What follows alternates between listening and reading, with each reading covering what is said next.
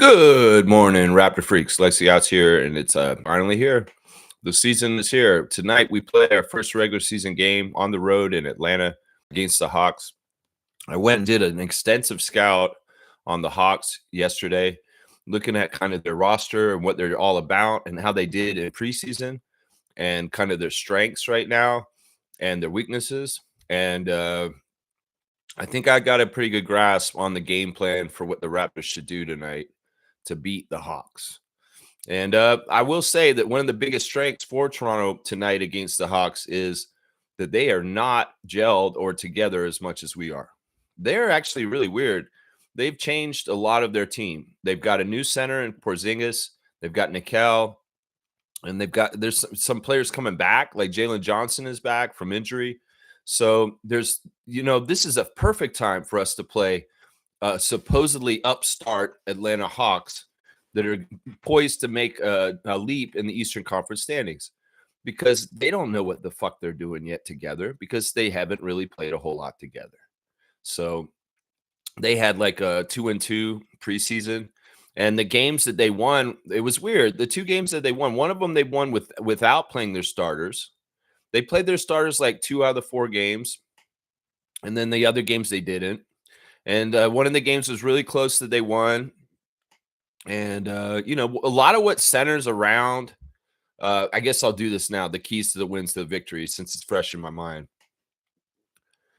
A lot of it centers around three-point shooting. And I think that if the Raptors can make more threes than Trae Young and the Hawks, we have a good shot to win. Another thing that we need to really watch out for tonight, because they've done really well at this in the preseason, is points in the paint. This is a big night for Jakob. Jakob is I'm pretty sure he's going to play. He wasn't listed on the injuries. We will go over the injuries in a second. He's going to be very key for this game tonight. Him and Scotty and Sandro in particular, they're going to need to really hold the Hawks out as much as possible from getting high percentage shots in the lane. So interior defense is very important. Beating them at 3-point shots is very important. Another thing that's very important, the third area that's very important, is the turnovers. If the Raptors can do what they normally do with turnovers to the Hawks tonight and get them to turn over the ball close to their amount of assists, the Hawks, that'll be a very successful thing that'll help them win. Those are two areas that I've seen that other teams had success against the Hawks and beating them is beat them at 3-point shots, which is very doable. The Hawks are not a creme de la creme 3-point shooting team. They may be slightly better than us in some ways on 3-point shooting, but if we shoot well, we can shoot better than them at 3.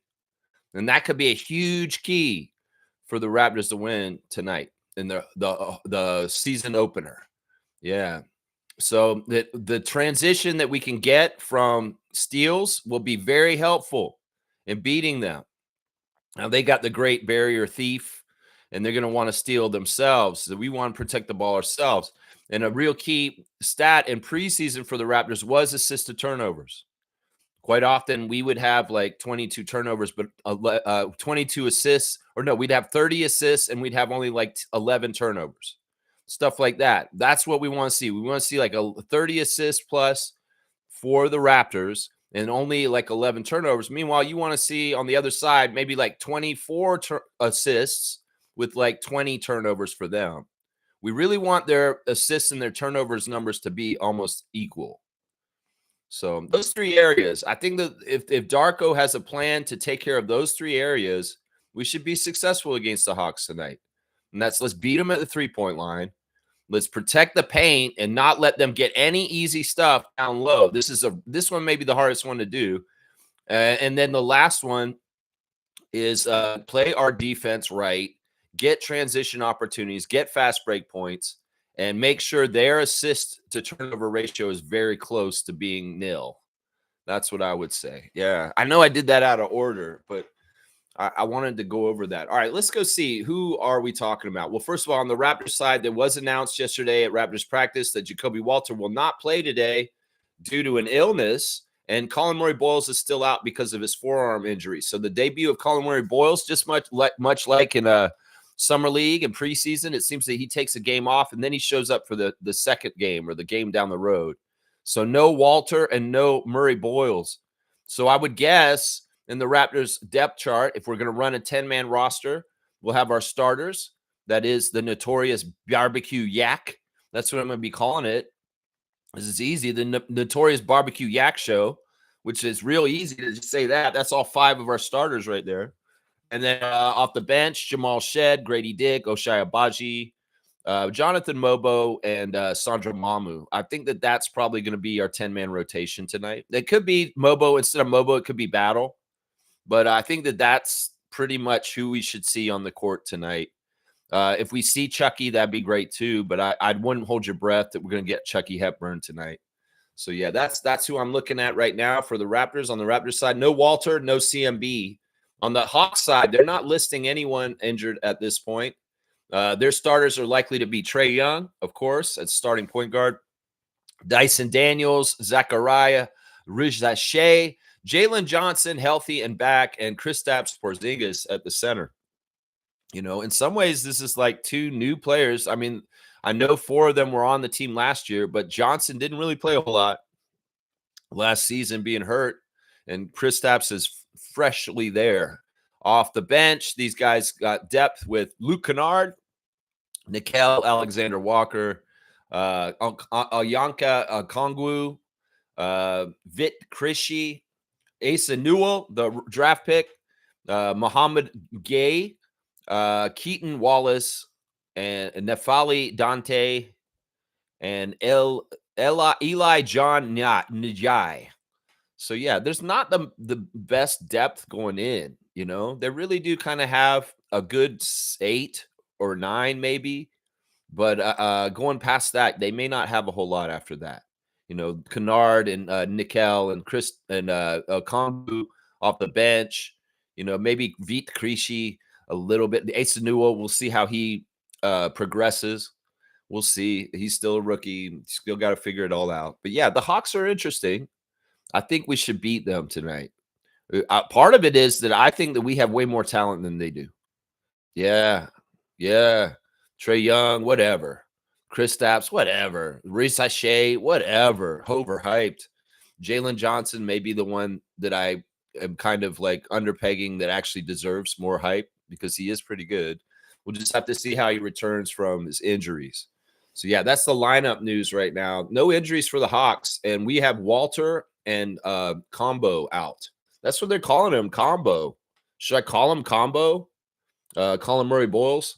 I don't know. That's not a bad nickname, honestly, if you think about it, Combo. All right, let's do the ref report, guys. All right, checking in on the refs. This is the first ref crew for the Raptors this season. And we've got Sean Wright once again as our crew chief. Sean Wright, crew chief, one of our preseason games. He's the guy I call hanging with Mr. Cooper. He's his 21st season out of New York. And number 4, like Scotty Barnes. His favorite TV show is Law and Order. He likes the movie Love Jones. His favorite musician is Michael Jackson. His favorite book is Crime and Punishment. His favorite meal is roasted chicken and veggies. He likes to check out his son's football team on their app. He would most like to visit Greece. His bucket list is to fly a plane, and his hidden talent is chess. Sean Wright made his debut as an NBA Finals official in 2021 when he worked Game 2 between the Bucks and the Suns. Yeah, Sean Wright is the best ref for the Raptors today. He is the only ref of the 3 that is statistically favoring us. We win 55% of our games, and meanwhile, the Hawks only win 49% of their games. So the split is 55-49 for the Raptors with crew chief Sean Wright. The second ref is the lawyer, Brett Barnecki, number 36 in his 16th season at Hamilton, Ohio. His favorite TV show is Hardwood Classics. That's actually a really good show for NBA players to watch because that show will show you the history and the culture of the Raptors and the NBA and all the basketball history of stuff. That's the thing that's cool, man. Like the Raptors admin, I got to give y'all props. Y'all have been putting out quality content on your YouTube channel. If there's one change with Rodgers as owners that's improved things for sure, it's the content coming from Raptors YouTube.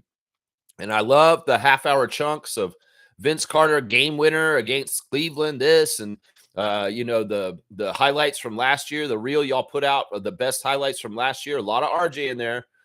You know, even after our trivia yesterday, they put a whole chunk of the game that was Dwayne Casey's first win as a Toronto Raptors coach, which was one of our trivia questions yesterday about what 7 Raptors scored double digits in this game against Cleveland.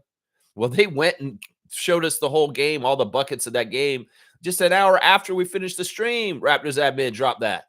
And I was like, that's cool, man. There's some really good alley-oop dunks by DeMar DeRozan in that clip. I would say right now, y'all, if you have not been catching up on Raptors YouTube, you need to, because there's all kinds of gold they're posting up there. If it's the 2.5 hour lo-fi background Raptors highlights for you to study to, that is genius. Thank you. Do more of this kind of stuff. You guys raid that vault. Raid those hardwood classics.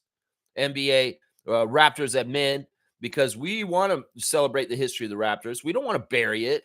We want to see Jose Calderon. We want to see Alvin Williams highlights from back in the day. So put them on like you have been, because you guys have been hitting it out of the park with that stuff, man. I'm so proud of Raptors at men on YouTube. I know there's different people doing different stuff around, you know, different places. Like somebody else is doing Instagram.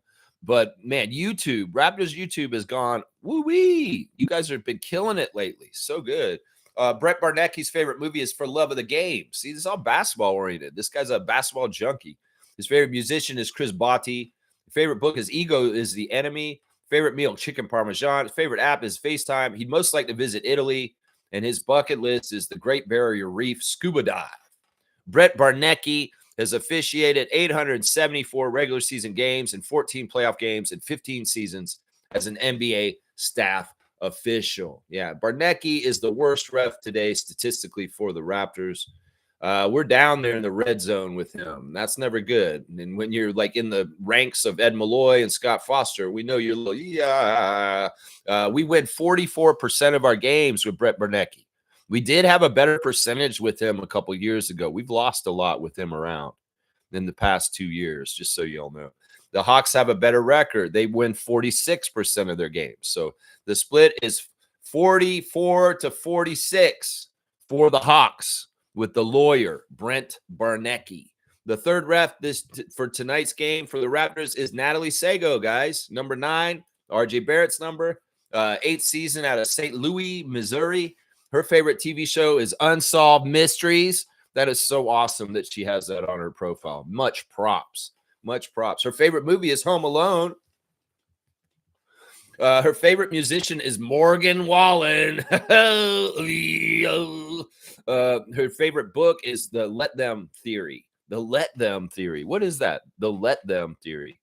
I wonder what that is. That sounds like a weird book. Maybe I need to go look it up. Her favorite meal is steak. Her favorite app is Instagram. She'd most like to visit Fiji. Her bucket list is to watch a game in all 30 Major League Baseball stadiums. Yeah, maybe you need to go to Toronto on Friday, Natalie, and see a World Series game for the Blue Jays against the Dodgers. That's right. Her hidden talent is juggling. Natalie Sago has officiated 362 regular season games and 7 seasons as NBA staff official. She also worked the Rising Stars competition and All-Star Saturday night events at NBA All-Star 2022 in Cleveland, Ohio. Our record with Natalie is exactly even. We are a 500 team under her. Meanwhile, the Hawks have had way more success around Natalie Sago. I believe their record with her is something like it's 10-6. Our record is 12-12, and their record is 10-6. So they win 63% of their games with her. So she favors the Hawks. 50-63 is the split for the Hawks with Natalie Sago. So we got the crew chief, Sean Wright, which in some ways he's the guy who's in charge, and that's helpful. But we've got home court advantage for the Hawks, and 2 of the other refs statistically kind of favor the Hawks over the Raptors. So we'll just have to see how it goes. When I'm balancing all out in my head, the Raptors' talent should overcome that. And if the refs just do their job and they don't do anything shady, we should be able to beat the Hawks tonight. And one of the interesting things that we could see in the past history recently with the Hawks and the Raptors is some close down-to-the-wire games where buzzer beaters have been made in the last couple of years. I can think back to A.J. Griffin hitting a heartbreaking buzzer beater against us in the last year of Nick Nurse. Let's see. There's, games that they've won, we've won, back and forth. Now, if we're going to have a close game today with the Hawks, well, we've got Brandon. And that's what I got to say to that. They asked Brandon in an interview yesterday about him being the guy to take the shot. And he said, I don't mind doing that. That's what I like to do. You dream of being like Kobe and taking that shot. And that's why we do this. So he's not afraid or shying away from taking the big shots to win the game. Scotty, very interesting in his practice interview yesterday. He had 3 very important things he said in his practice interview after the practice that blew me away, honestly. Scotty, first of all, really did have a moment watching the Blue Jays play Game 7 on Monday. He was very emotional about winning in Toronto. And when they asked him about him doing that for the Raptors, he got really emotional. Like, he's serious about this. He got a little teary-eyed. Like, he's serious. You can't fake that kind of authenticity, guys. Scotty just bore his heart in some ways that he is for real and all in with us to try and get the second Larry O'Brien for the Toronto Raptors franchise, maybe even more after that. He is not messing around. And, he's really smart. They asked him also, what are your goals for this season, Scott? Do you have personal goals this season? He said, yeah, I do. I want it all. I want to do it all, but I'm not going to name the specifics. If you really want to know what I'm going to want, go watch my stream from before I named it all. But yeah, I want all the success. But the main thing he said, I want to get this team to the playoffs, and I want to be a good team leader for my team. That's what he wants the most. The personal stuff will come with success, and that's the stuff we care about. The other thing they asked Scotty yesterday that was really telling in the practice interview was they said, Scotty, what have you learned from Brandon Ingram so far? That was William Liu. Give him credit. And this question is very important to listen to, Raptors fans. And I'm going to tell you why in just a second. William Liu, thank you for asking that question to Scotty Barnes about what have you learned from Brandon Ingram, or what are you trying to learn from him? Well, Scotty, for a second, was like, okay, this is what it is, William. I'm learning footwork from Brandon, because footwork with Brandon is smooth, and he sets himself up for a shot because of the way he does everything he does. And he's opening my eyes to, making things more efficient and effective and smooth for me and my movements. Now, most people know this. Some people know this. I don't know who knows this. But Brandon Ingram is teaching Scotty footwork. That's a direct linkage to Kobe Bryant. Brandon Ingram was lucky enough to play with Kobe for a little bit of time in his early career. And in some ways, Brandon's always been a student of Kobe. There's videos online that can show you that Brandon Ingram, being taller than Kobe Bryant, has mimicked Kobe Bryant's footwork. Now, DeMar DeRozan's secrets in the NBA partly is that he became Kobe's last pupil before this tragedy happened. In some ways, he taught DeMar a lot of stuff after he retired that he didn't teach everybody around there. And in some ways, there's secret tricks and secret knowledge about how Kobe played that some people know. And one of the people that's most successful at mimicking Kobe Bryant and playing like Kobe Bryant is Brandon Ingram. You can watch highlights of Brandon Ingram against Kobe Bryant, and he has absolutely ripped him off. He's absolutely ripped him off. There's a lot to Brandon Ingram's smoothness that was Kobe Bryant's smoothness. Now, Scotty Barnes is a huge fan of Kobe Bryant. And if Brandon Ingram has a direct linkage to knowledge that Kobe taught him to teach Scott, well, this is why this is a really serious thing that I'm talking about right here, Raptors fans. Just think about this. If Brandon starts teaching Scott the footwork of Kobe Bryant, this could be a game changer for how Scotty turns the corner to bust open his game to be even bigger and shut all the naysayers up. If Brandon Ingram teaches Scotty the footwork of Kobe Bryant, this league's in trouble. And he wants to learn this. I mean, his eyes lit up when he was talking about it, because listen, he knows Scotty's a student of the game. He loves that game so much. And he would love to be more like Kobe, like Brandon wants to be more like Kobe. And you know what? I hope he helps him and he gets there. Is Scotty Barnes that has footwork like Kobe Bryant and does things more like Kobe Bryant is a Scotty Barnes I want to see more and more on the Raptors. Man, that was crazy. Darko got asked an interesting question at his interview yesterday. He said, what do you want for Scotty this year? And when do you think that things will happen with Scotty?" And basically, Darko said this. It's very weird what he said. He said, "I want people out there to get Prime." He's doing an advertisement for Amazon. He said, "I want everybody to go get the apps and watch our team this year." I think he's alluding to the fact that a lot of American fans and media don't actually watch the Raptors because it's not totally available to them, whether it's on national TV in the US or whatever. But maybe with the new partnerships with Prime and NBC and other people, maybe the access for watching the Raptors in the States will get better. Because basically, Darko's asking the press and the fans down there to watch Scotty and learn about him so you can be more educated about why he's so great. And he's exactly right. I hope that this happens. I mean, I don't know. Even I think they've had access to watch our games all along, Darko. And it's not the apps or new people coming in that may get them to watch it more. I think they've just ignored us because they don't care and they don't want to watch it and they don't want to see it. I don't think the changes in the media people that are covering us is going to change whether certain reporters will actually do their research and watch the Raptors or not, or fans around the league will tune in and watch us more. Maybe. I'd love to see more fan access from the States people to watch the Raptors so they could be more well-informed about the team. That would be great.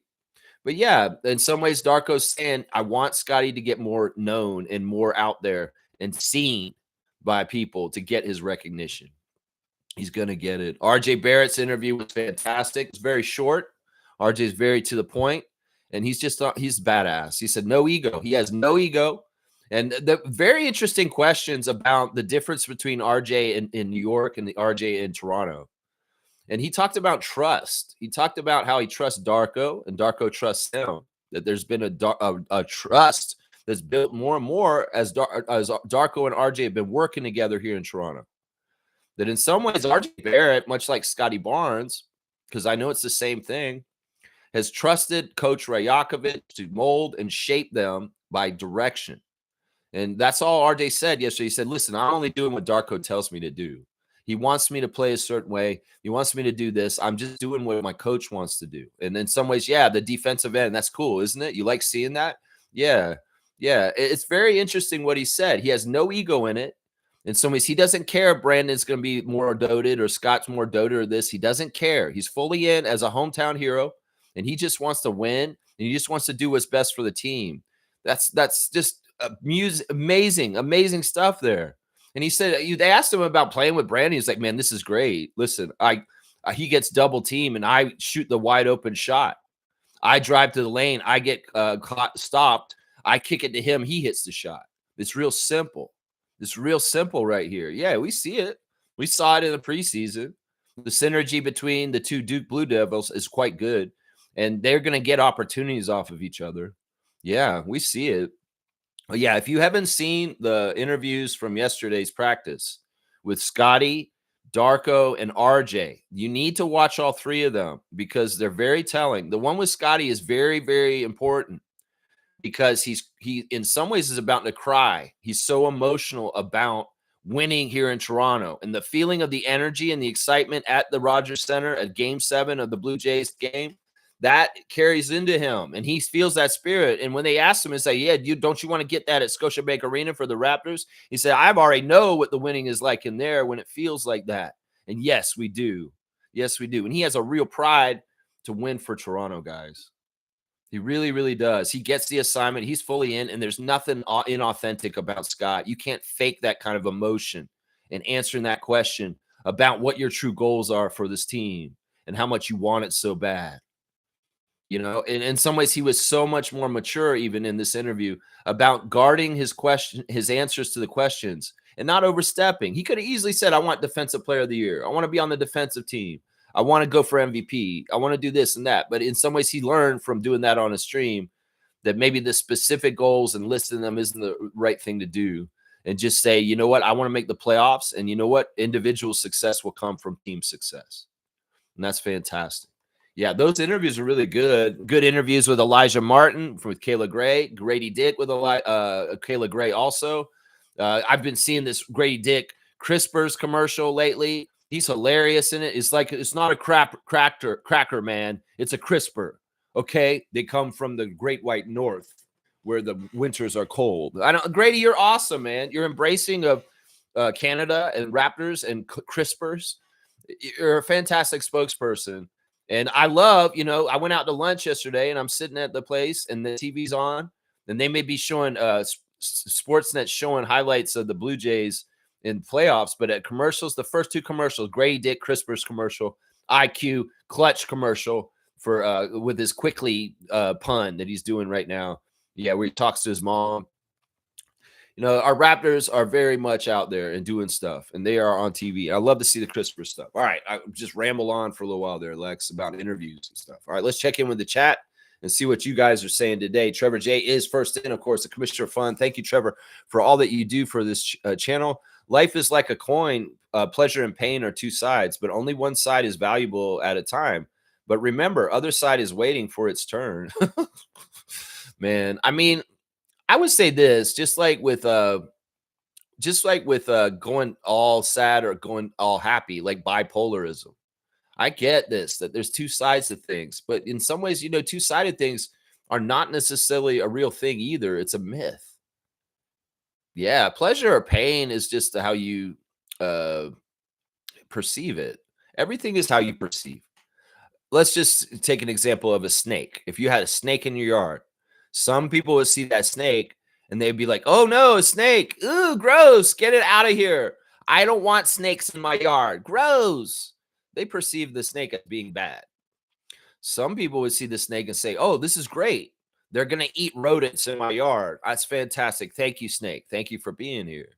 It's just our own mind that puts things on whatever the situation is, as whether it's a good or a bad thing. Sure, there's physical sensations of pleasure and pain, but some people actually really get pleasure from pain. But I would say this. I've said this before recently, that on earth there is heaven and hell. And I don't necessarily believe in the afterlife. I think that people use the afterlife and hold that over people to control them in the real life. You don't do things right in your life, you're going to hell. You don't do things right, you're never going to get to heaven. That's just bullshit that some people say to control people. And maybe that's not Christian, what I just said. But scientifically, this is the way I believe this, that the religion has been an opiate of the masses to control people. So, I mean, once again, I'll say this, pleasure and pain. Well, you may probably have to feel some pleasure and some pain in your life. It may be medical. It may be all kinds of different things. In some ways, how you perceive the situation is up to you. You could be in a very bad situation all of a sudden, and you could be fine because you have trained your mind not to make it worse by dramatizing it in your head. There's a lot of ways people can have the worst situations and still be living in a heaven mindset, because there are people like that. There's people that live in other countries that are less developed, that don't have a whole lot of things like we do, like a game room, Trevor, and they have just a stick and a piece of mud in the ground, and they are way happier than us. It's a weird thing. It's really where you want to look and set your happiness at. If you need such certain things to be happy and you're so privileged, you may be in trouble when it all comes crashing down. But some people that don't need nothing at all and can be happy with that, it's all different levels to this. Once again, everything is how you perceive. If you want to perceive, ICE doing what they're doing as good, well, that's fucked up. That's your perceiving. If you want to look at it as being a travesty and a messed up thing like Nazism, yeah, that it's all you want to perceive things. Different people are perceiving things in different ways, and some people may perceive pleasure as not trusting it, and some people may be more comfortable being in pain. It's just a really weird situation. In some ways, like, once again, I said this, for the existence of time, people have been scared of the afterlife. They've been scared of what happens after we die, because there's no answers. People make up shit and they try and control the masses over it. And they'll try and shame you and tell you, you better be like this or you're going to be going to hell. It's all been a big scam to control people in some ways. Now, I would say this: live your life right and go by your inner strength and your inner power that tells you what's right and wrong. If you feel something in your body saying this isn't right, you probably are doing something wrong. But also at the same time, don't let a preacher or somebody else somewhere tell you how to live your life just because they have certain ideals about how to live your life right and all that. And they scare you with the idea of hell. That's the thing. I've never ever thought that people at church that use hell to scare people to do what they want them to do, control them, has ever been really right. If the teachings of Christ are right, then he absolves all of our sins, right? And if whatever we do, we're not in trouble, right? People could do the most heinous things like Donald Trump, and he could still go to church on Sunday and say, "Forgive me, God, for being a con artist and continuing to do bad shit over and over again. You died for my sins." I mean, this is deep shit. And in some ways, it's like, I just want to say, like, look, realize that the idea of hell has been weaponized and used to control the masses for so long because people are scared about what happens after you die. If you are not afraid to die, if you are not afraid of death and what happens in the afterlife, then you can't be controlled by this. And that's where I'm at because I'm not afraid of death. I almost died. I half died and I've seen it and I am not afraid of it. So in some ways, the whole idea of scaring me with hell, good luck, because it's not going to happen. Because I've seen what's coming on the other side, and it ain't nothing like hell. It's just you don't exist anymore, and you're done. And your energy and your mind, I don't know where it goes. Your spirit goes into the trees near you. You decompose into the ground, and all your nutrients go into living forms in the smaller molecular level. We could talk about your psychic energy, your spiritual energy. Where does that go? I think it does go somewhere. And I do believe in ghosts. I do believe that people can kind of haunt with their electric energy afterwards. But I don't necessarily believe in heaven and hell. Once again, I say this is a place on earth, and the Palestinians live in hell, obviously, and the Israelis are living in a heaven at the same time in a very similar geographical place. No, these things exist on earth. And maybe it's more scary to be on hell on earth than hell after life. I don't know. I don't even know why I went on that tangent. I've been on a real philosophy kind of like thinking about that whole concept and how throughout the history of time, the whole idea of heaven and hell has been used to control the masses. Really, really used in really messed up, really weird ways at times. All right, I don't know. I don't know why I went off on that tangent. I've been really philosophizing. I really have on this. I've been thinking deeply about this. And like, what is this whole concept? As a person who believes in science more than some way spirituality, I don't see a concept of an afterlife. I really don't. If there's reincarnation, I mean, I may believe in that more than a heaven or hell, that you actually go into a new life form, that some of your spirit escapes and maybe it goes into some other place and it just comes into new life. I don't know. This is all a realm of science that we do not know enough about. And if we got up off our ass and stopped destroying ourselves with capitalism and stuff like that, maybe we'd actually have discovered more about this kind of stuff and scientific discoveries. Oh man, maybe I just got really deep. Maybe got really deep here. Yeah. All right, let's keep going. Trevor's saying happy game day. Let's let the games begin. Win, win, win. That's right. Let's go get this W tonight, Raptors. I'll be so happy to hear Matt Devlin's call. I'll be so happy to watch the game tonight and hopefully enjoy a Raptors victory to start the season. Now, there's an announcement that just came out like in the last hour. They're saying that they're changing the game time for the Raptors home opener on Friday, partly because of the World Series game that's going to be going on at the same time.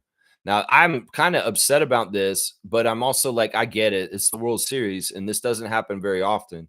But they switched the time. The tip-off time for our game on Friday night is 6:30 now, guys. Isn't that crazy? That's one of the earliest starts, if it's an evening game, that I've ever heard.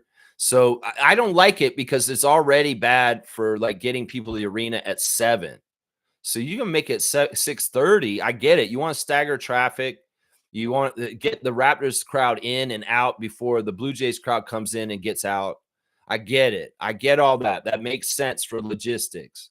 But in some ways, you're going to hurt the Raptors at the beginning of their home opener by having nobody in the crowd to start the game. And remember, I said this right now. It's going to happen because in some ways, people don't have enough time to get off work on Friday and get to the arena by 6:30. I know I've seen this pattern over and over again. So I know why they're doing it. They have to because it is a traffic logistical nightmare. A World Series game at the Dome, along with the Raptors home opener at Scotiabank. But just realize that if you are going to the game on Friday, that game is starting at 6:30 now. And man, if I was going to that game, I'd be getting there at 5:30 if I was going to that game myself. They're going to be giving out cool shirts, these black and white Raptor shirts that are pretty cool right there. I like that a lot, man. I like that a lot. All right, let's keep going. Let's see.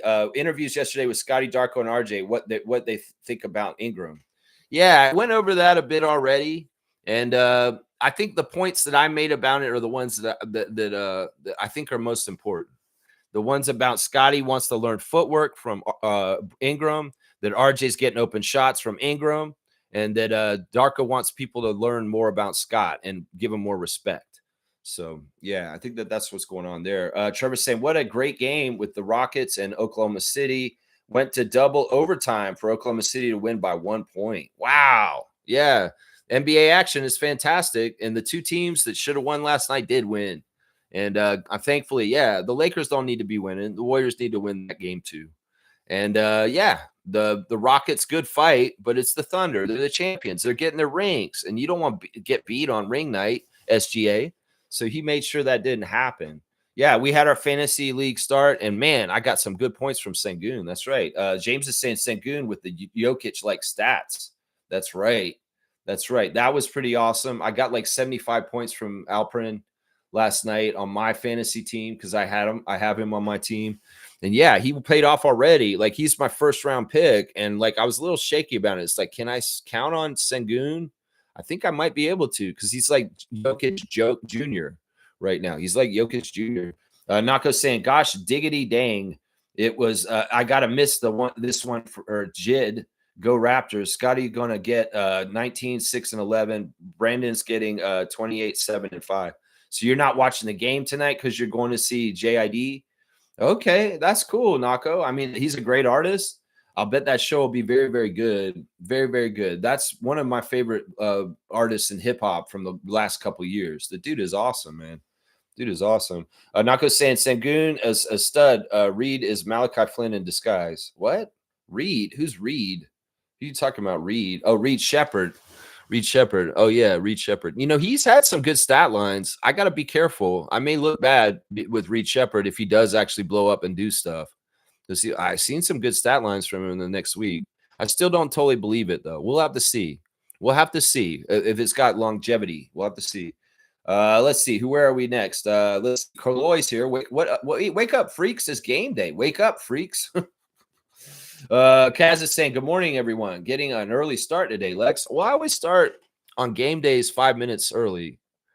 It's a symbolic thing that says I want to get the spot before they do. So the Raptors get the spot early in the paint or wherever to their spot. RJ makes the layup. So Lex likes to start 5 minutes early on game days. So 9:25 is the unofficial start on game days. If I don't start at 10:02, I might start at 9:20. Sometimes. Cass, I got the Canada Post. I mailed your trophy yesterday. So we'll see how long it takes with the partial strike to see how long it takes your parcels in the mail. So hopefully you'll be getting it. Let's see if you get it by Friday or Saturday, maybe. I don't know if it's next week. We're going to do a little test on Canada Post. I love Canada Post workers. I support the Canada Post Workers Union. I do not support the CEOs and the privatization bullshit going. I'm not believing all the bullshit propaganda putting out there by forces that are corporate. They're trying to slam Canada Post workers as greedy and out of touch with what they're getting. Nope, that's not it. Trust me, public. Don't fall for that narrative. The Canada Post people, I talked to the lady yesterday. She told me very straight up and plainly the situation that they're under fire to be privatized by Perlator and other people. And it's not a good thing, guys. We don't want to privatize our mail. Trust me. Everything public services getting privatized is never a good thing. Just trust me on this.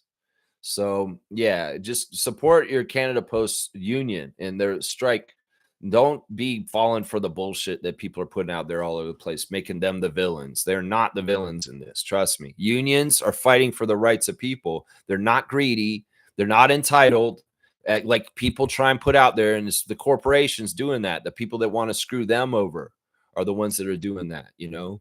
Part of it is that the lady said yesterday that Canada Post has not been giving any bonuses to their employees anymore. They used to, but they've cut corners on costs. And in some ways, some of those people, not that they necessarily depended on those bonuses, but how would you feel if you worked really well at your job and got bonuses in the past and you still were expected to do what you did, but they weren't giving you the bonuses anymore?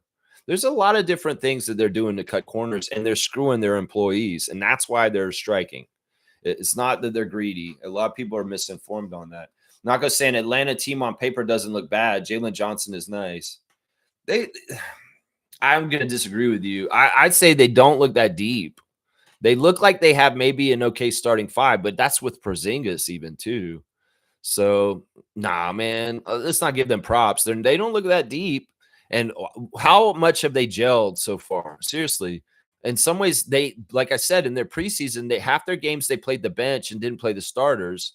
So they've really only gotten 2 games playing their starters together, like in any kind of way, as far as with the new addition of Porzingis in there. So let's see. Chris comes here. What's up with Jacoby and CMB? Jacoby's sick. Jacoby is out for illness, and CMB has the same forearm injury that took him out of the preseason for the end of it. So that's it. Yeah. Chris comes saying Raptors own Trae Young. Let's see how this goes. Defense is needed for a dub tonight. Yeah, I feel like if we really harass them, that'd be fantastic. You know, one of the things that's important for the Hawks to be successful is Trae Young being efficient. And that's not likely all the time because he's a high volume, low efficiency player just naturally. So, you know, if we get Trae Young to shoot 4 for 20 or something like that, or 4 for 16, that's fantastic. And that's very possible because this is the thing. Trae Young needs room, and he's used to being one of the faster guys out there. But if we're trapping and we're using Shed and, you know, people like that, Oshai, to trap, well, Trae Young can be less effective because of the defensive type that we play. We'll just have to see how it all plays out. He still is a wily veteran, and in some ways, he's a good NBA player, but he's not a winning NBA player. That's the distinction with him. That's the distinction. Let's see. Bryce is here. Good to see Bryce Lawson back in the house, holding it down for us in the great bluegrass state of Kentucky, home of Jim Cornette. Good morning, Lex and Raptor Freaks. It's game day. Let's fucking go. That's right. Let's go, Bryce. Let's go. You're not that far from Atlanta. Go to the game. Just across Tennessee, drive on through that state, and get to Atlanta for the the season opener tonight, Bryce. Take your fiance and have a nice little night trip or something. I don't know if that's feasible. That'd be fun, man. That'd be very fun. Let's see. Nako's saying, this Combo is a great nickname. A little tainted because of Breaking Bad. Combo. Oh, yeah. I guess Combo was on Breaking Bad. He was one of Jesse's friends that he was out there dealing the drugs and he in the wrong place, and he got it from the little kid. That's right. I forgot about that part. Combo is also a snack. It's a pretzel with some cheese in the middle of it. And yeah, I don't know. I've seen it in a couple places. Some people have been calling them combos so far.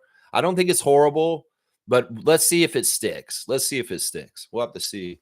Randolph's here. Great to see Randolph Phillips. Blessings, beloved Raptor Freaks family. Remember, yesterday seemed impossible, but here we are today, which is a new day. Go about your day and don't worry about tomorrow. Yeah, I mean, it's such a weird, trying time, and I do worry about tomorrow. It's hard to stay present at times, but he's exactly right. Just go about your day and stay present in the now. Take care of the things that are in front of you, because some ways, if you don't give proper attention to what's in front of you right this second, you may miss something and screw something up with what you're doing because you're daydreaming ahead, or you're too caught up with something in the past. Once again, presence and being in the now is very much important and essential to live a happy life. People that are caught in the past, or people that are too worried and agitated about the future, cannot find peace. And that's why you have to kind of find presence in the now. It's very, very important. Blessings to Phyllis family and all the Raptor Freak families. That's right. Kaz is saying it was nice to see my favorite ref back at last night OKC and a Houston game, Eric Dalen. So now we have favorite refs. I mean, I guess I kind of have a favorite ref. I'm not totally sure who my favorite ref is right this second though. I mean, who is my favorite ref? I don't know. I can't tell you who my favorite ref is right this second. But your favorite ref is Eric Dalen. He's a good one to us. He's one of our top 10 best refs for us. That's for sure. Coach Cool Cat's here. Good morning, Raptor Freak crew. Good morning to you, Cool Cat. How are you today? Oklahoma City versus the Rockets was awesome. MVP at SGA won on ring night. Yeah, as it should be. You want that storybook. You want to win on ring night. It's kind of like a college football team wants to win on a homecoming night. You know, you want to do that. You want to win. You don't want to look like a loser on that night. There's Nins. Nins is here from Philly. We got some of our American Raptor Freaks showing up today. Nins, let's go Raps. Woo! He's hyped. He's ready. Nins, as a admin for this channel, I would like to ask you to switch out the Alrish Shamshay head and put in Sandro or maybe Colin Murray Boyles or just somebody new that's on the team. I keep the Masai one. Don't mess with the Masai one if we do have one. But yeah, I would say update the heads and maybe take Shamshay out and put a new one that makes sense, like maybe AJ or I don't know. I'll let you do your discretion. Maybe Chucky Hepburn would be fun or something like that. But yeah, if you want to do a fresh emoticon change as a min for this YouTube channel, I appreciate it, man. If you want to do that. Let's see. Raptors champs is saying Scotty loves the city. Yeah, he's bought in. I mean, you can't fake that. Seriously, the authentic reaction of emotion to the questions from Doug Smith and the reporters, you can't fake that. He's all in. He's for real, and he's like me, man. He's an emotional guy. When he gets into a situation where he feels the energy, it's hard for him to hide it. And he feels energy. He takes it on. And when he was at Rogers Center on Monday, he felt that energy. In fact, they said, were you caught in that traffic after the game, Scott? You said, yeah, I was. But it was totally worth it. It's totally worth it is what he said. Yeah, he's a real one, man. He's a real one for Toronto, the city. And he's a real one to try and get us our second championship with the Raptors, guys. That's right. Fiercey's here. Good morning, Fiercey. Good morning, fam. And happy game day. I'm so hyped for tonight. That IG post describing our starters is so lit. Yeah, this is cool. Like, once again, I'm saying I'm giving good props to the social media of the Raptors. They did these weird, like, I guess they're kind of like what's the movie with Sylvester Stallone and Schwarzenegger, The Replaceables or the Originals or something like that. I forget that movie. But yeah, that's kind of like they're showing the Raptors players and they kind of come in the frame and it freezes. And then it says like number 9, RJ Barrett, King in the North. And he's like, RJ Barrett is like a hometown hero for the Raptors and has a little blurb. And they did Scotty and it kind of making him sound like the A team. Like this is this guy's position and this is his role. And it's like introduction kind of little clips. And I like them. They're stylized really neat with the graphics. And I like the little blurbs that they're writing in there. And it really does kind of give that feel of that movie that had like Dolph Lundgren and Sylvester Stallone and Jason Statham and all them. I forget that movie's name. What is it? It's like the Replaceables or something like that. Is that what it's called? I don't know. Either way, you know what I'm talking about if you know that movie. And I like that stylized introductions for the Raptors this year that Raptors admin put out on social media yesterday. Those were pretty cool. Those are really good. Raptors champs is saying it's good when a leader is modest enough to be a student to the new player. It's so important. I mean, this is just the way everybody should be in life. Everybody who thinks that I'm alpha, I'm an ego, I'm this best, I'm just above everybody. They're the dumbest people in the world because they don't learn anything. They think they know everything. They don't get anywhere. There's a lot of NBA players that have come through the league that have been like this, and they don't learn. They don't get better. You have to be humble enough to learn. And this is a crazy thing. If you don't just learn from people like Brandon Ingram, you can learn from the guy at the end of the bench something if you're really humble enough. And it doesn't matter if you're LeBron James or Scotty Barnes. So in some ways, this kind of goes along with the whole thing is I treat the CEO the same as I treat the janitor. You know, there's probably something Chucky Hepburn could teach Scott too. And if he's not too big of an ego, he will learn it. And that'll make him an even better person. I think there's a lesson in that for sure. Yeah, Brandon Ingram obviously is somebody that should teach Scott. He has been in the league a long time. He's way more clutch than Scott. And if Brandon can teach Scotty to be more clutch by teaching him the footwork of Kobe Bryant, that'll be very, very good for the franchise. And that's the thing. That's I read between the lines. It's like when Scotty is talking about Brandon's footwork, he's talking about Kobe Bryant's footwork. That's exactly it right there. And Scotty's such a fan of Kobe. He probably is extremely excited and indebted and kind of like really appreciative that Brandon Ingram would drop this knowledge on him about how he works with his footwork. So it's a really big thing. That's right. There we go. We got Brandon and Scotty there in a row with Isaac. I love it. I love seeing that. Yeah. Raptors champs saying the players trust Darko. RJ really shows his trust by evolving so quick. Yeah. That's why he gave all credit to being RJ Nick is different than RJ Raptor. And some of it is just the guidance of Darko. I've told you guys the last couple of years that the players on the court are doing what the coach is saying. If you wonder why Scott does certain things in certain games, it's because Darko has given him an assignment.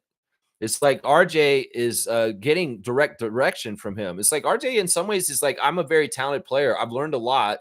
I've done this body of work in New York before I came to Toronto, but I have a new teacher. And in some ways, like he said in his interview yesterday, is you got to learn trust, a baseline of trust with your teacher, whether they're leading you in the right direction, you're seeing positive results, whether you know, this is somebody that has your best interest. There's a trust you have to build. And there's a trust that goes the other way too, where Darko has to trust RJ to consistently listen to him and follow through with what he wants him to do.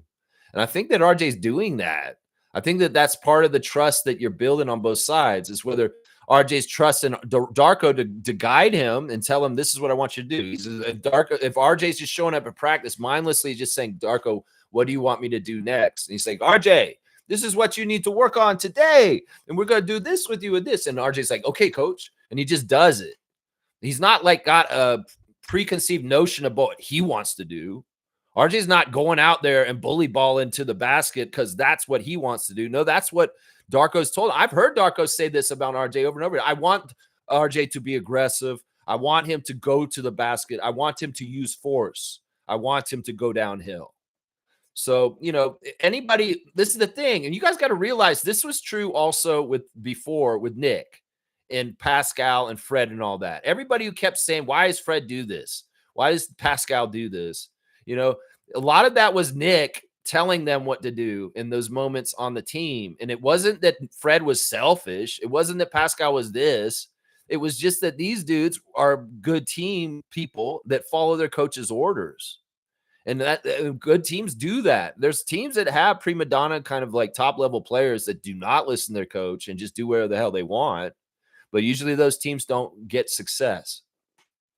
So, you know, that's the thing. You do want your best players like Scotty and RJ to be very malleable in direction by the coach, because the coach has the grand vision of how all the parts fit together. And it's a waste for a superstar player to just go on their own and not really work in the whole idea of the big picture, because they may not actually fit in the big picture because they're too arrogant and they're only doing how they want to do it because they're who they are.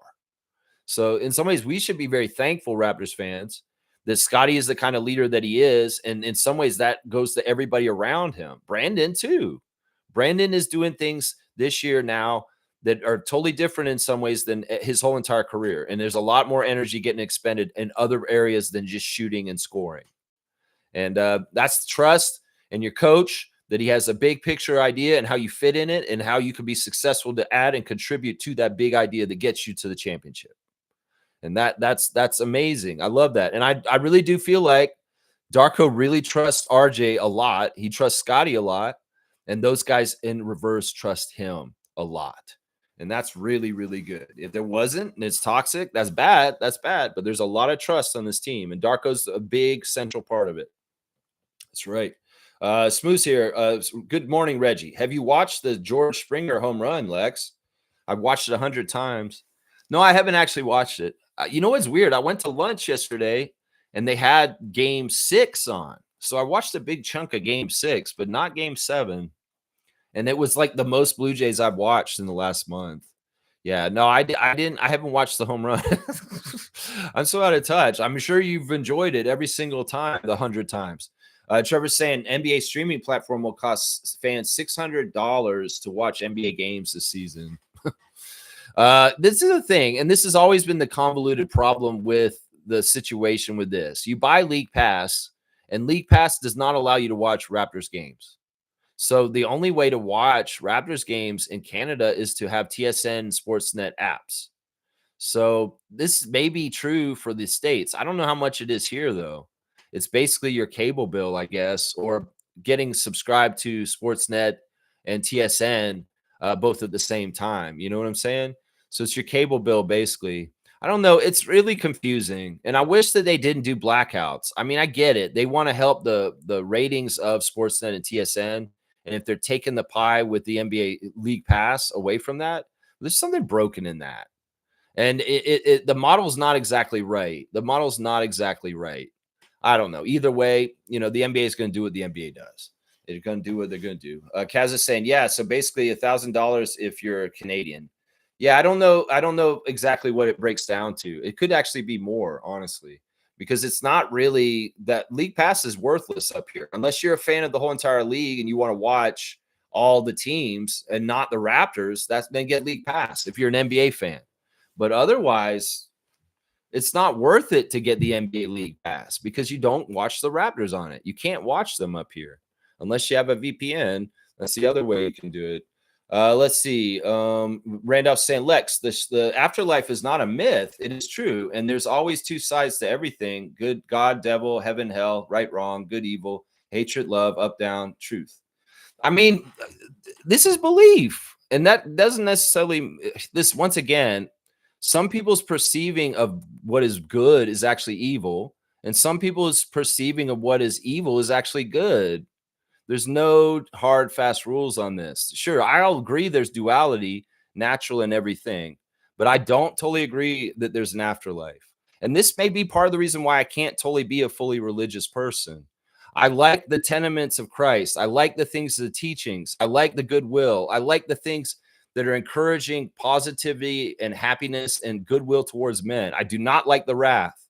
I do not like the indictments. I do not like the fear mongering. I do not like the trying to control people and masses by scaring them with some sort of thing like this. I say this, you know, live your life. If you want to believe that stuff and go by that, that's your right. But I have the right to not believe it also and say, look, I'm a scientist. I believe that when you die, you just die and your nutrients go back in the earth. And if you have a spiritual energy, which I do believe you do, it doesn't go to some Shangri-La place or something like that. It stays on this earth in electricity, and it goes into the particles on a smaller level, and your essence does stay around. You know, I think that in some ways it could be possible that your essence gets put into some other living organism and you're kind of still in some ways around still. I don't know. This is somewhere we might have to agree to disagree, because I really do believe that this is something that organized religion has used in very manipulative, bad ways for the most part throughout the history of time.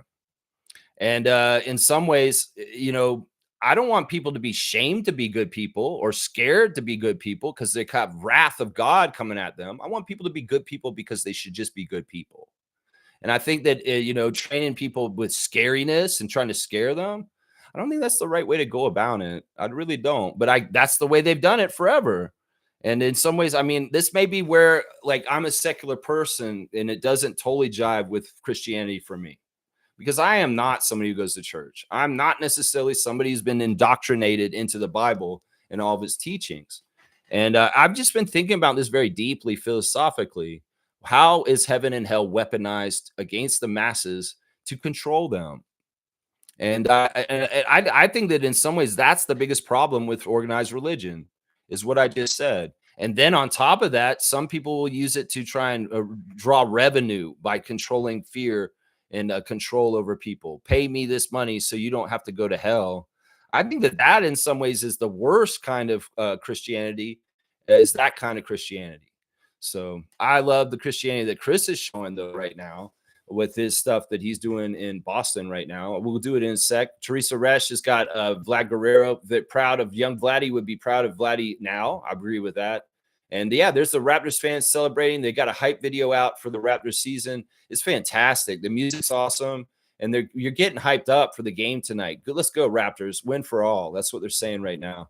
And there's the little excerpts where they're saying they're showing the team. And there's RJ with his little profile. Very cool. The NBA season will open with a global milestone of 135 international players from 43 countries. That's amazing. That is fantastic. That's a very international league. Also, Teresa Resch is putting on blast Vladimir Guerrero Jr. for being a girl dad and bringing his daughter out to hold the ALCS trophy with him in the post-game conference. That's right. Women in sports is growing. And these kind of examples are fantastic to see the daughter of Vladdy Jr. come out and hold the trophy with her dad. That's really cool. And let's see, we got Jonathan Mobo. He's on the tarmac at Hartsfield. The guy's coming in to the airport, and I see the baggage guys staring at him like saying, uh-oh, the Raptors are here. They come to beat the Hawks. The Slim Duck has got, what is this about? This is some sort of announcer at a hockey game or something. I don't know. There's Slim Duck dunking the ball. And there he is getting helped up by some of his teammates. That's Garza and Tillman.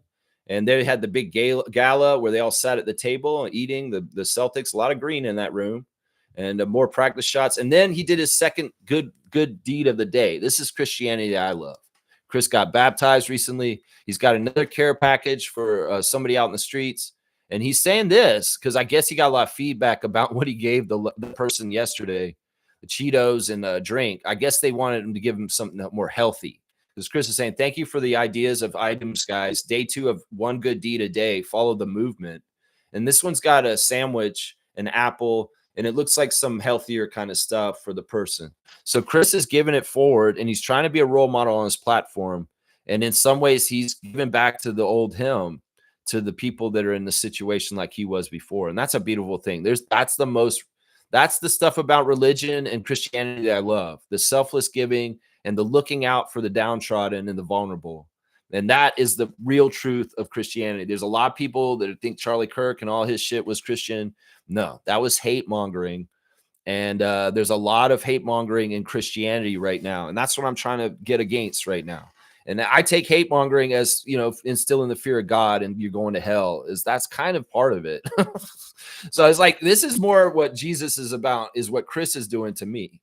Is he's going out and he's helping people on the streets and he's doing things and maybe he shouldn't be broadcasting it, but you know what? He should, because he has a platform. People look up to him and he's a role model, and maybe he will influence more people to go out there and look out for people.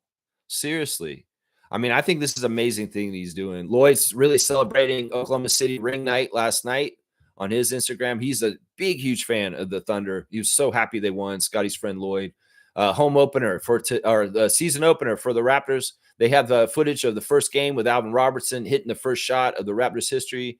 They were outside again last night down on Bay Street, giving away more of those card packs with the gold ticket inside.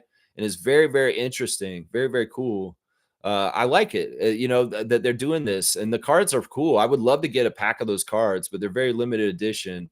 So they may be worth a lot down the road. Who knows? But somebody got a golden ticket and they're going crazy on the street for it. That's pretty cool. Yeah, here's the history once again. The announcement, the Raptors times for their games, not just the game on Friday, but also the Rockets game next Wednesday has been moved to 6:30 p.m. is when they're going to start. That's crazy, man. That's so early. I hope people will notice the change and get there on time, because I hate when the Raptors start games early and there's nobody in the stands at the beginning of the game. So get down there. Colin Murray Boyle's on the tarmac at Hartsfield with the hoodie on, and his hoodie has a very happy sunshine on it. It's very cool. Mad happy is what it says on it. So hopefully Colin's very happy. Jamal Shedd's getting all his pictures with his buddies out of the way before he's going on the road. So he's got pictures with his brother and other people there. Let's see. Celebrating that there's 25 CBL players that are going to be on NBA rosters to start the season, and 2 guys for the Raptors are on there. AJ Lawson, one of them, and Quincy Guerrier, they're counting, even though he's on our G League team. So he's a CBL player in the league. Kelly Olynyk is saying this: no matter where you are, where you are, we can find you what you need. Enjoy the GV80. Thanks for getting that tint right. Okay, so Kelly's he's posting a tint company down in San Antonio, I guess, Genesis of Linden, who got his tint on his car right. Savannah Hamilton's in a brand new Sports Check commercial, so she's putting the love for basketball on a blast. As far as saying, you may not be playing yourself anymore, but you always love the game. You get out there and you hit the court and take shots. So yes, look out for Savannah Hamilton in a Sports Check commercial that's come out just in the last day or so. Fantastic. More pictures of her 30th birthday party the other day, and more great episodes of Cinderella Stories. Also, she's going to be on CBC this year, which is cool. Lindsey Dunn's running through the hallways of the Rogers Center, or is that Scotiabank Arena? Not sure. Jamal McGlure was talking at City Hall with Olivia Chow. That's interesting. And yeah, he's got the hype video for the Raptors on here for this season. And also, he's got the 25 Canadians that are coming in for this season on the NBA. Good stuff all around. Grady Dick with a dunk picture on his Instagram. And yeah, that's about it for the Instagram today. Yeah, really excited for the game tonight and the season starting up. Let's go. Let's go. Let's go. Seymour saying this: I'm not afraid to die, but at the same time, I ain't trying to die. Yeah, I'm with you on that. I'm with you on that. It's good to be healthy and take care of yourself health wise, mentally and physically, and also, just be smart and try not to get in situations where you could be in trouble. I'm totally with you on that. Smooth saying, I believe in reincarnation. How I live today will affect my next life. You think so? No, I mean, I could get that, but there's no scientific reasoning for the sorting of it. Like, I'm having really deep philosophical discussions here. And in some ways, I don't want to turn anybody off just by my own personal views. Once again, they're my own personal views. They're not of the Raptors, not of anybody else's. And they're definitely not of all of you guys. But I want to, if we're allowed to be okay with people having different views, that's fine. Because that's in some ways, that's really what this is. This is a very personal thing for everybody, and everybody should be allowed the rights to have their own views on this. I think that that's really important, because in some ways, things like the Crusades and different things throughout history, even the whole problem in the Middle East right now, it's about trying to force people to believe what you believe. And I think that the most important thing is to allow everybody to be able to believe what they want to believe.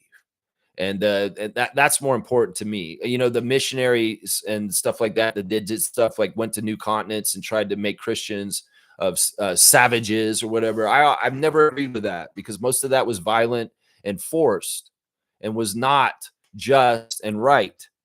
And that's why in some ways I will lean more towards indigenous beliefs than Christian beliefs, because in some ways they are derived more naturally and authentically from a real true connection with nature, and not necessarily a connection to wanting power. So, because that's the big problem right here with religion, is it's sometimes very much about power. And I want everybody to be able to believe what they believe. If Smooth wants to believe in reincarnation, that's great. If you want to believe in heaven and hell, that's great. But everybody should be allowed to believe what they want, and nobody should be forced to believe what one person wants everybody to believe. I think that's the big part there. James is saying there's only one God, truth, but Satan has done a good job of deceiving people with so many religions, in my opinion. I mean, that's what James wants to believe, and that's his right to believe that too. I think that in some ways the pantheism of Hindu is actually really intriguing to me. I mean, that kind of makes sense in some ways too. I mean, really, it's really a regional thing sometimes. Sometimes it's just a traditional thing that's passed down in different regions that will have different things. I mean, you can look at how Christianity is splintered into so many different kinds of denominations and differences. I just feel like, yeah, if you want to believe in one true God, well, that's the essence of life then. That's what I would say. If I had to say, well, if there's one true God, what's the essence of just the actual energy of life is God. And it's in all of us. It's in the trees. It's in whatever allows to be alive, and in creation, and I've also said that I feel like that God is not necessarily a God like that some people would think. It's more like a mother nature. It's actually the organism of the planet we live on that I believe is the God. It's like we should be worshiping mother nature and earth. and taking care of her and being right by her, because in some ways the wrath of her is a very real thing. And some people would say that's the wrath of God, that I believe too, Lex. I would say in some ways that's the science of the wrath of Mother Nature, because we polluted the air so much that there's carbon and there's issues with cataclysm because of that. But some people say, no, that's God doing it. Maybe we're saying the same thing. We're just saying it differently. Let's see. Fiercely saying 6:30 p.m. That's a matinee game. Yeah, it's very early. I just hope people know it and they show up on time, because I would hate to be getting tickets for the opener. And I think that it starts at 7:30 and it's already an hour into the game. So people need to know this. That's right. Nago saying Luka is the only reason to care about the Lakers. Well, in some ways, he is the future for the Lakers, and in some ways, they do need to kind of get LeBron out of there to really start the new era of Laker Luka. And I agree with you. I think that in some ways, he's the promise for the future of success for them, and they're just wasting their time waiting around until LeBron leaves. And until he leaves, they're not going to be truly able to compete correctly with Luka. Now, the problem is also that LeBron may hang around too long, and it kind of screws things up with Luka in some weird ways on the down low. Like, seriously, it could really be like a weird problem on the down low. Let's see. Seymour saying 6:30 Toronto time is 4:30 Calgary time. That's mad early. Yeah, you guys are going to have an early game on Friday to watch in the afternoon, and some of y'all won't be off work by then. That's great. Shaq Lindsay saying they say God is beyond our imagination and that science is a way to limit her in it. I mean, that's the religious side of trying to control the narrative and kind of downplay science. I mean, that is a weird conflict. In some ways, I don't really necessarily see science versus religion as a real conflict. I think it's a made up bullshit thing. I think that science is actually real. And in some ways, once again, I'll say that a lot of religion is fairy tales and just made up shit to control people. So look, people get scared about dying and what's going to happen. So people want to fill in the blanks. And some people are opportunists. So they'll make stuff up and they'll, want people to follow them. And that's a lot of what I see in this. In some ways, science is fact. Science is something that you can go and see. And you can say that science is in the way of that, but I would say no, science is just actually us exploring our real world and actually understanding it better. But the fact that science butts up with religion and arguments so much, it's really weird to me, because there's only science. You can believe all you want on your own, but the science is shared by everybody. We all have to believe science because science is fact and real. Religion is something that's superfluous and could be different in each individual, but science is real across every religion. It's just that people use faith to dismiss science and fight against it and put disinformation out there. And this has been a big part of the climate change argument that's going on right now. So, yeah, it's interesting. I mean, I get it. Maybe I am more science than religion, guys. I always have been my whole life. I never really went to church regularly, and I barely opened the Bible. And this is just my background. I mean, I like I said, I really appreciate Christian ideals and Christian ways, but I can appreciate Jewish ways. I can appreciate Muslim ways. I can appreciate Hindu ways. And I'm not closed-minded enough to say they're not allowed to have their religions and do what they are. Because this is the problem. Some people in religions are like, if you're not with my religion, you're going to hell. That's just that. I can't abide by that. Mormons that think this are messed up. And, Muslims that think this are messed up. And Jewish people that think this are messed up. I think anybody who thinks that there other people, well, they're all going to hell anyway. Well, in some ways is not very Christian or right for your religion if you think that way. Because I think that everybody's God's creatures, whatever God you think, and that we should all be kind of looking out for each other and not dividing up just because people have different divisions of thinking what they think. It's very much been weaponized against us, religion. In some ways, it's very helpful on a personal level and an intimate, sacred level to each individual. But on the mass scale, it's been very much bad in a lot of ways because it causes wars, it causes deaths, and it causes a lot of confusion and conflict. And that's this kind of stuff I don't like. Man, we're getting too heavy here, maybe. Fiercely saying Trae Young was very good with Clint Capella. I know they had a natural chemistry. It was fantastic that they just let go. I don't totally get that. If Kristaps is nothing on the level of Clint, then that's a fail move. I'm going to say that right now. If I don't see Trae Young hitting Kristaps Porzingis with crazy alley-oops like he did Capella, then that was a bad move that they just made, because the chemistry between Capella and Trae Young was off the charts, and they had played together for quite a few years. And you kind of just threw that out the window. What do we keep talking about? We want reps and gelling with players on our team. Well, the Hawks built up so much chemistry between Clint Capella and Trae Young. They didn't value it. They threw it away. And there's no guarantees that Trae Young will have that with Kristaps, but he probably will. To be honest, it's real easy for Trae Young. He's an expert passer. He's led the league in assists many years, to throw the lobs to a very strong, a very tall Latvian player named Kristaps. So it should work, but will it work just as well as Capella? I don't know. We'll have to see. We'll get to find out a little bit tonight. I don't want to see a bunch of lobs to Porzingis from Trae Young. I want to see Scotty and Jakob and Jonathan and them keeping that ball out of those situations. That's right. Kaloy saying, lately I've been watching and reading into Gnosticism. I can't say that word. I'm sorry. I asked AI how to not pray to the false god Demiurge. It told me to ask the highest divine for guidance and strength instead of materialistic thoughts. It's interesting. See, now he's asking for guidance from AI. That's weird, man. And why would you trust AI? I mean, I saw a TED Talk yesterday that was talking about we're all just kind of acting like we should trust AI, but we shouldn't. Like, somebody made a recipe. They asked AI how to make a recipe, and AI gave them the recipe, and they made it, and it tastes horrible. And they're like, what is this? What happened? Why did this not work? Well, AI is not accurate. In some ways, it's lying to us. It's like people shouldn't be trusting AI. It's not factually right at this point.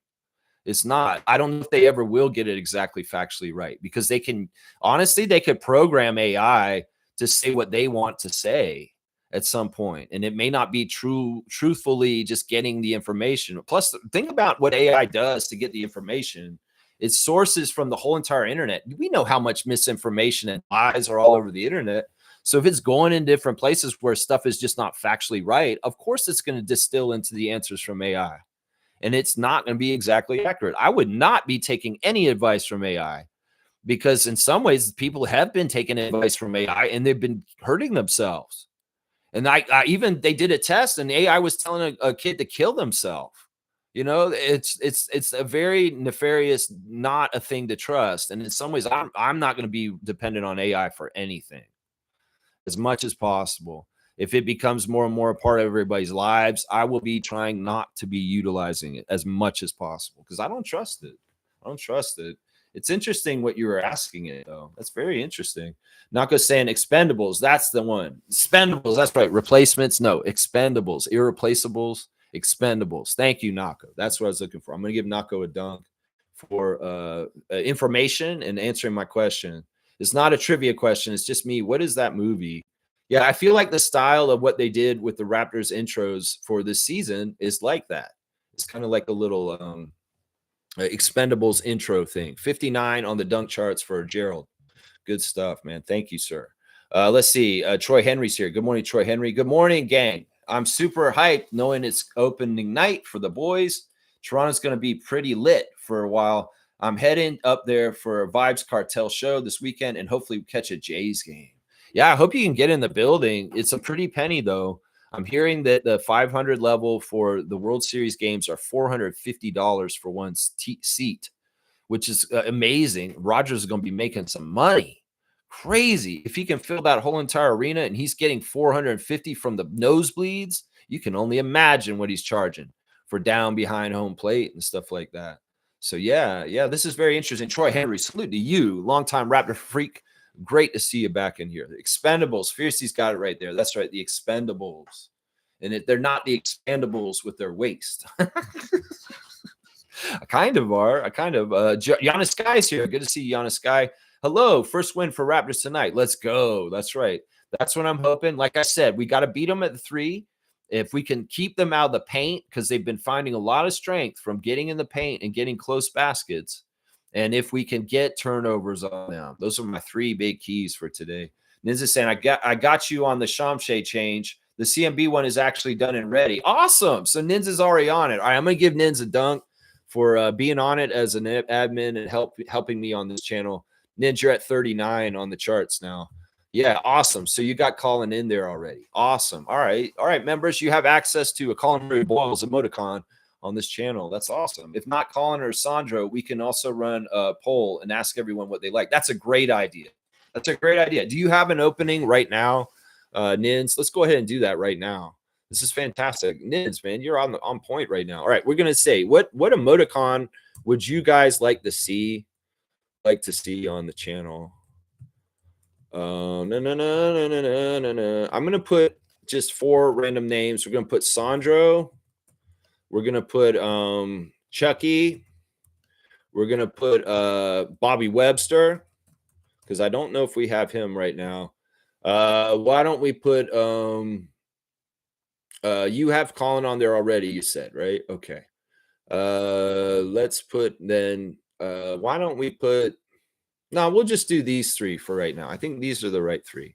Although it asked me for another option. I have to put one more option in. Anyway, let's put who do we not have on there that we could have on there? Jacoby. Let's just put Jacoby or Shed. Let's put Shed on or Battle. I don't know. Shed.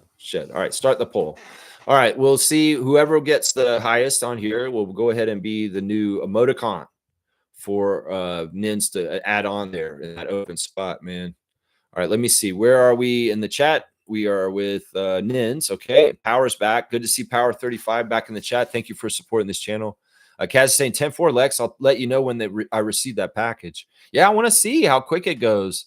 I took it there around 2 o'clock yesterday afternoon, and hopefully we'll see you get it within the week. We'll have to test Canada Post and see where it's at right now. Let's see. Wayne's here. Good to see Wayne. Morning, Raptor Freaks. Let the games begin. Does Jacob play? Jakob? Yes, he's listed. He will play tonight. We do need him.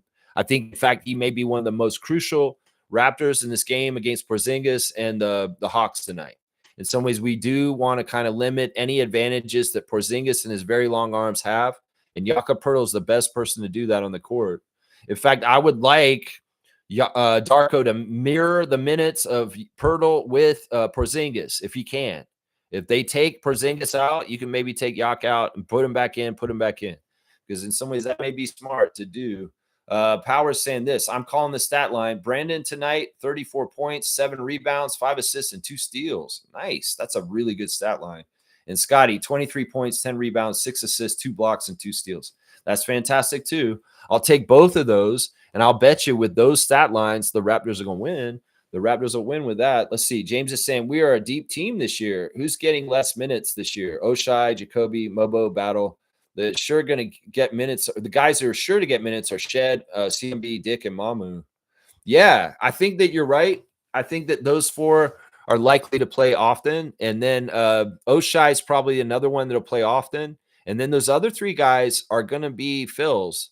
And that's what I'm saying. Like if Colin's out today, and Jacoby's out today, that means it's likely that either Mobo or Battle will be in the top 10 to play in the rotation tonight. I could see it being Jonathan just because Jonathan's kind of higher on the hierarchy than Jameson. And if Grady's playing, Jameson's not as necessary or needed. Jacoby and Colin are out, then I guess Mobo jumps up into the 10 that'll play tonight. If they play more than 10, maybe Battle's in, maybe Chucky's in. We'll have to see. Raptors champ saying exactly. There is the science of duality, but the concept of heaven and hell is really the electrical vibration in the human's higher and lower self. Yeah. And the crazy thing is, once again, you could be in the worst position by a lot of people's standards out there, and you are perfectly happy and fine. It's your whole mindset of whether you're accepting the present moment. That's all it is. It has nothing else to do with anything. You could be in a very bad situation. You could be minutes away from dying, and you are not in any pain, and you're not anywhere because you have fully accepted that moment in that moment. I've had to do that. I literally was dying, y'all. This is why, in some ways, I feel like I have a little bit of insight on this is because I've literally felt the energy of my life force leaving my body in a very bad car wreck that I almost died in 1994. And I saw the light that everybody talks about it, but wasn't heaven or anything. It's just like a thing that you see where you're kind of like in between death and life in a twilight zone, and your brain's still working and it's fighting to stay alive, but all the blood's rushing out of your body. I lost a lot of blood that night and really seriously came very close to dying. In some ways, I'm not afraid of death, partly from that experience. And once again, realize, and I don't have to even say it's religion. People will weaponize the fear of death against people to control them. And if you're not afraid of death, well, you're in some ways unfuckwithable, because in some ways it's like, I'm not afraid to die. If I die, I die. That's just how it is. So many people are so egotistical. They care about living forever. They're like so wanting to protect that. That's why they need the solace of heaven, is because they're like, oh, I can't die and go away forever. If I just die and my body dies, I have to know something goes on with me because I'm an egotist and I have to know that I continue. Well, your legacy in life, how you've made people feel, maybe things that you set up in your life, that's your legacy. That's felt. But, just having to have some sort of next thing just because you're worried about it, that's something different. I'm just going to say that. That's something different right there. And I mean, listen, once again, my views are my views. You guys don't have to agree with them. We are all different people, and I'm not trying to force anybody on it, but I want to put out philosophical discussions to engage in intelligent conversation about this in different ways. And that, electricity is a real thing in this world that we do not totally understand. And there's human electricity and there's spirit electricity. And that is the stuff that is not totally explained in this world at this point. And, the people want to kind of draw in the story about what it is. In some ways, it's for their own gain. And that's why I don't totally trust that stuff. I'm just saying it right there. Yeah, it's interesting stuff, man. Let's see. We're maybe too heavy for this today. So we're saying Raptors fans invited to stay in their seats after the home opener to watch the Blue Jays. That's awesome. That's fantastic. And they will. Hopefully they will. I mean, that's big time because they're going to be done before them, because obviously they'll start at 6:30 and the Blue Jays will start around 8. And that is a kind of a good stagger. Although in some ways, does that defeat the whole purpose of the after traffic? That you wanted those Raptors fans to get the hell out of there and get home. And maybe some of them be like, nah, we'll listen to the game on the radio, honey. We need to get home before the crowds get out. And then some people will stay in the Scotiabank Arena and watch the whole rest of the World Series game after the Raptors game on Friday. And they'll be stuck in the traffic with Rogers Center. So it's a trade-off. Make your decision. Some people be like, I don't mind listening to the Blue Jays game just on the radio in the car, getting ahead of everybody in traffic. Because, in some ways, that's an interesting thing there. Kaloy's saying, this is why I come here every day, Lex, for Raptors content and your interesting thoughts and views. I appreciate that. And I know I turn people off with my politics and my religion talk sometimes. And I'm not trying to do that. And especially with people like Randolph and Trevor, I love you guys so much. And you really have been a huge influence on me to understand more about Christianity and the benefits and the amazing things about it that are just so beautiful and love. It's just that I've always thought I've never trusted the fire and brimstone side of Christianity, the side that tries to put the fear of God in everyone. Because in some ways, look, God, if he's a benevolent, kind God, if she's a benevolent, kind God, or if they are a benevolent, kind God, they're not trying to be like doing this to us. In nature, nature is just nature. Good and bad things happen to creatures. I seen a chipmunk get snatched by a hawk. Is that an evil thing? No, the hawk is doing what the hawk is supposed to do. And unfortunately, the chipmunk's life is ending then, and its life force goes into the hawk. It's just there's a way of looking at this in a very scientific, natural way, along with indigenous sciences, that in some ways is really how I have my worldview. Now, I like treat those as you will be treated yourself, do unto others as you have done to you, kind of stuff from Christianity, as far as like, let's be good to each other and let's look out for each other and let's have community. And the ideals of Jesus are absolutely amazing and beautiful. and all the glory to God too. It's like take your ego out of things and give your success to God. Sure, I agree with all that kind of stuff. But I don't agree with telling people you're going to hell if you don't do this and you're going to hell if you don't do that. I do not agree with any of that because I don't believe in heaven and hell. And maybe that's like, whoa, Lex, then you're not doing Christianity right. You're not doing religion right. Well, maybe I'm not a Christian. Maybe I'm not able to do religion like that. If you're going to make such set rules like that where I can't follow in the way that, I want to have a part of science with it, then maybe it won't work. Maybe it won't work. Nins, thanks for becoming a member once again on the channel, man. That's awesome. I appreciate you for doing that.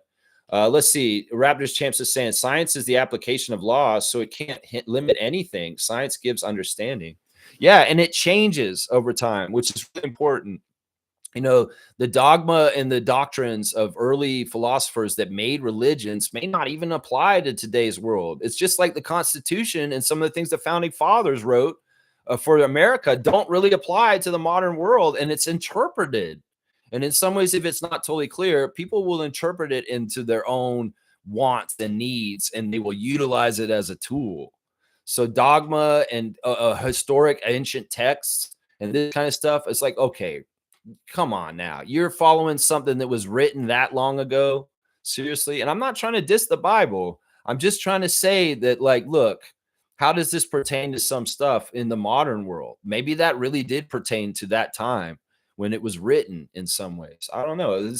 In some ways, I'm going to go with the scientists and the belief in what they've studied, because there's physics, there's biology, there's a lot of stuff that is, like we're saying right here, this real. It's real. That's right. Chris comes saying random questions since you're taking questions. All right, I want to see what he's saying.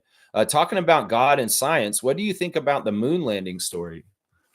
I don't know. I think that, all right, it's weird that we haven't got more footage of people on the moon since then.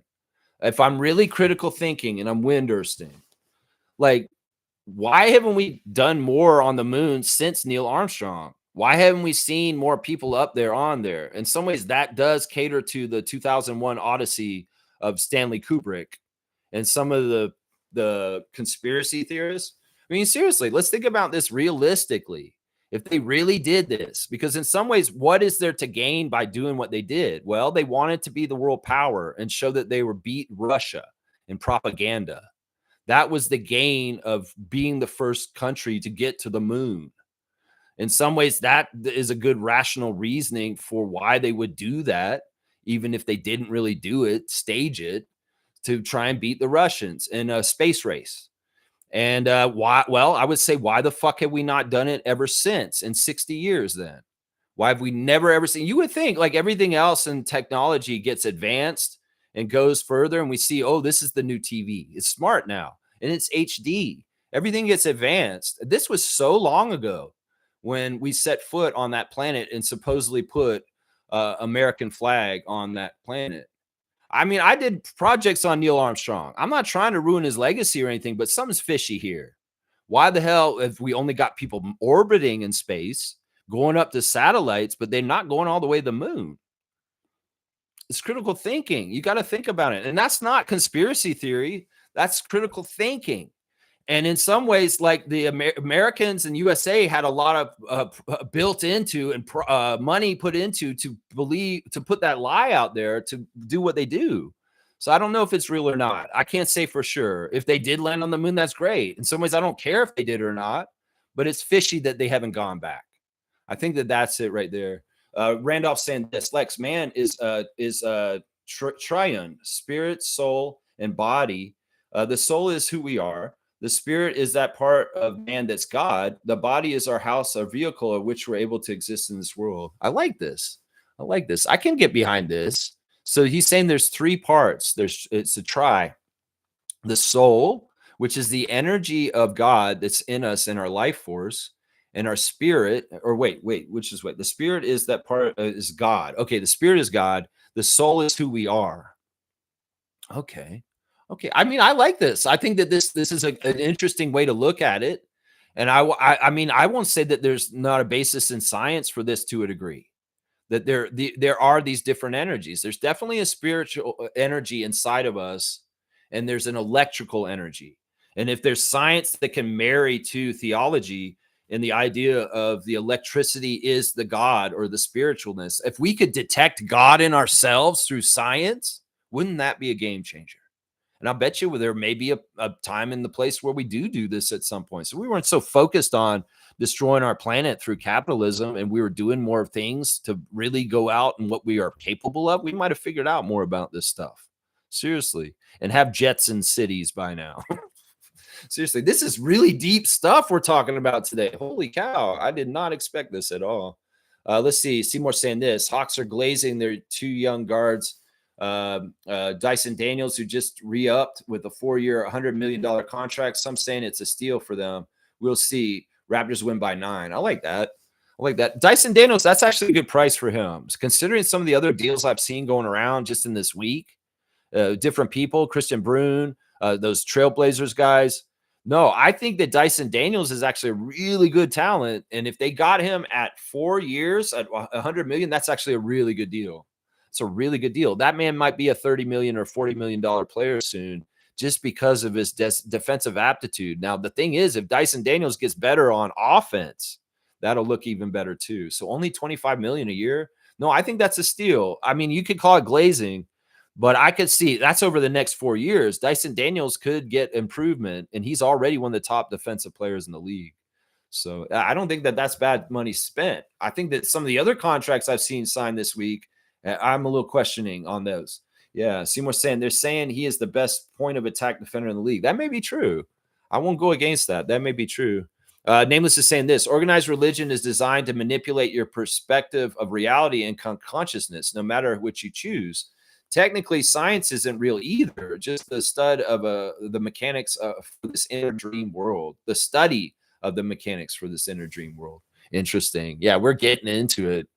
We're getting into it. And once again, I'm not doing this to divide. I want us to honestly find a way to consensus as far as like the consensus is we are all different people that have different beliefs, and that is okay. That is okay. That always has been okay. And in the city of Toronto, we all coexist and we all have different faiths and different ideas. And it's not a big deal. It really, really isn't. It's just when you try and start forcing other people to believe exactly what you believe, that's a problem. I don't want Randolph to believe exactly what I want to believe. I don't want everybody else to just follow me. No, I'm not trying to do that. I'm not a false prophet. I'm not trying to do that kind of stuff. All I'm trying to do is put a conversation out there and allow for the idea of what's the right word? Tolerance of difference, because I feel like that's one of the biggest things lacking in this world right now. Whether it's the tolerance of difference that happens in the Gaza Strip, the intolerance of difference. I mean, and the intolerance of people not believing the same thing politically in this continent.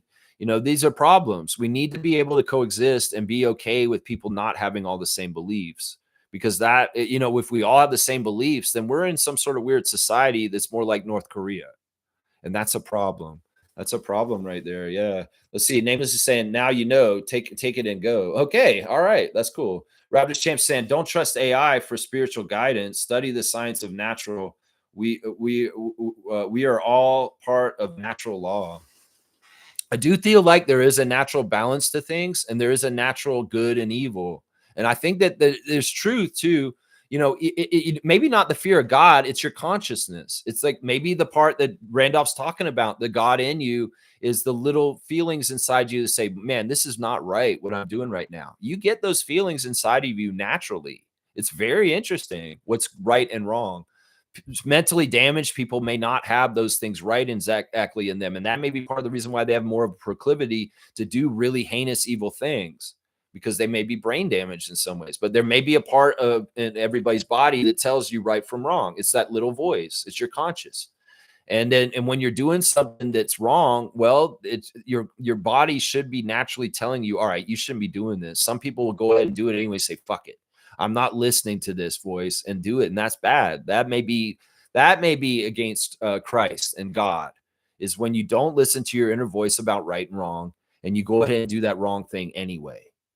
You know, but also you got to also balance this with the idea that you've been conditioned by society, by media, by your family, by friends, by everything, maybe even religion, to have this innate feelings of right and wrong. So maybe right and wrong is programmed into you to an extent. You need to be aware of that also, because some people may think that some really specific small things are wrong, but some people are like, no, this isn't wrong. What is this? This is not a big deal. So morals and stuff like that actually are different from person to person. And there could actually be kind of like differences in how God appears inside them and telling them what's right and wrong. I don't know. People are going to try and justify their crimes like MAGA's doing right now in all kinds of different ways. And they're using God to justify some of it. Let's just put it that way. Yeah. Seymour saying Chet Home God flashing his championship ring and Vince and Tracy and Carmella's face was epic. I love that. Yeah, I like that too. I don't normally like Chet, but I like that.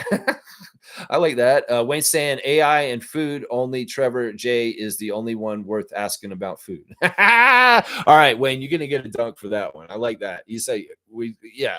Trevor is just torturing us on the Discord. I have a hard time going in there. I have to. You know what I do now? Actually, I eat before I go on the Discord because I'm like, he's gonna kill me. He's gonna kill me with that beautiful food that he makes, that his people make, and he's got for his food trucks. And I'm just like, man, I want Trevor's food. I better go eat before I get on Discord. That's what I've been thinking. Doesn't even do it. Let's see. Fiercely saying it's a tie for me, Sandro and Jamal. Let's see what's going on with that poll. Let's see. All right. Right now, you guys are saying 47% you want Jamal Shed. Okay, cool. Sandro's second, Chucky's third, and Bobby is fourth. You guys don't care about getting Bobby. All right. We might want Bobby at some point just in case. Now, don't take Messiah out. Seriously, if we still have Messiah in there, you may have already taken Messiah out of there, but I really don't want to lose the Messiah head. If there's the Messiah head is still in there, I don't know. We got to figure it out. We might need more members to get more unlocked. I think that's the way it works. Let's see. Ninja saying, it wouldn't let me use the emotes, but I realized I had to update my payment method. Oh, okay. That's what was going on there. Okay, that's the Murray Boyles right there. Let me see. Let me see. Is that him? Yeah, he's got his hair on the side. And there's Shed. He did it already. He did Shed already. Okay, so we have Shed already. So do the one that's next or something. You'll figure it out. You'll figure it out, Nins. I trust you on this. Chris comes saying, thanks for the response. I'm more into God's word, but I respect your opinion. In the Bible, it says we live on a firmament. So basically a dome where we can't get to the moon. So to me, that moon story sounds like BS. Also, it's 2025 with way better technology. So how are they not there since the 60s? I know.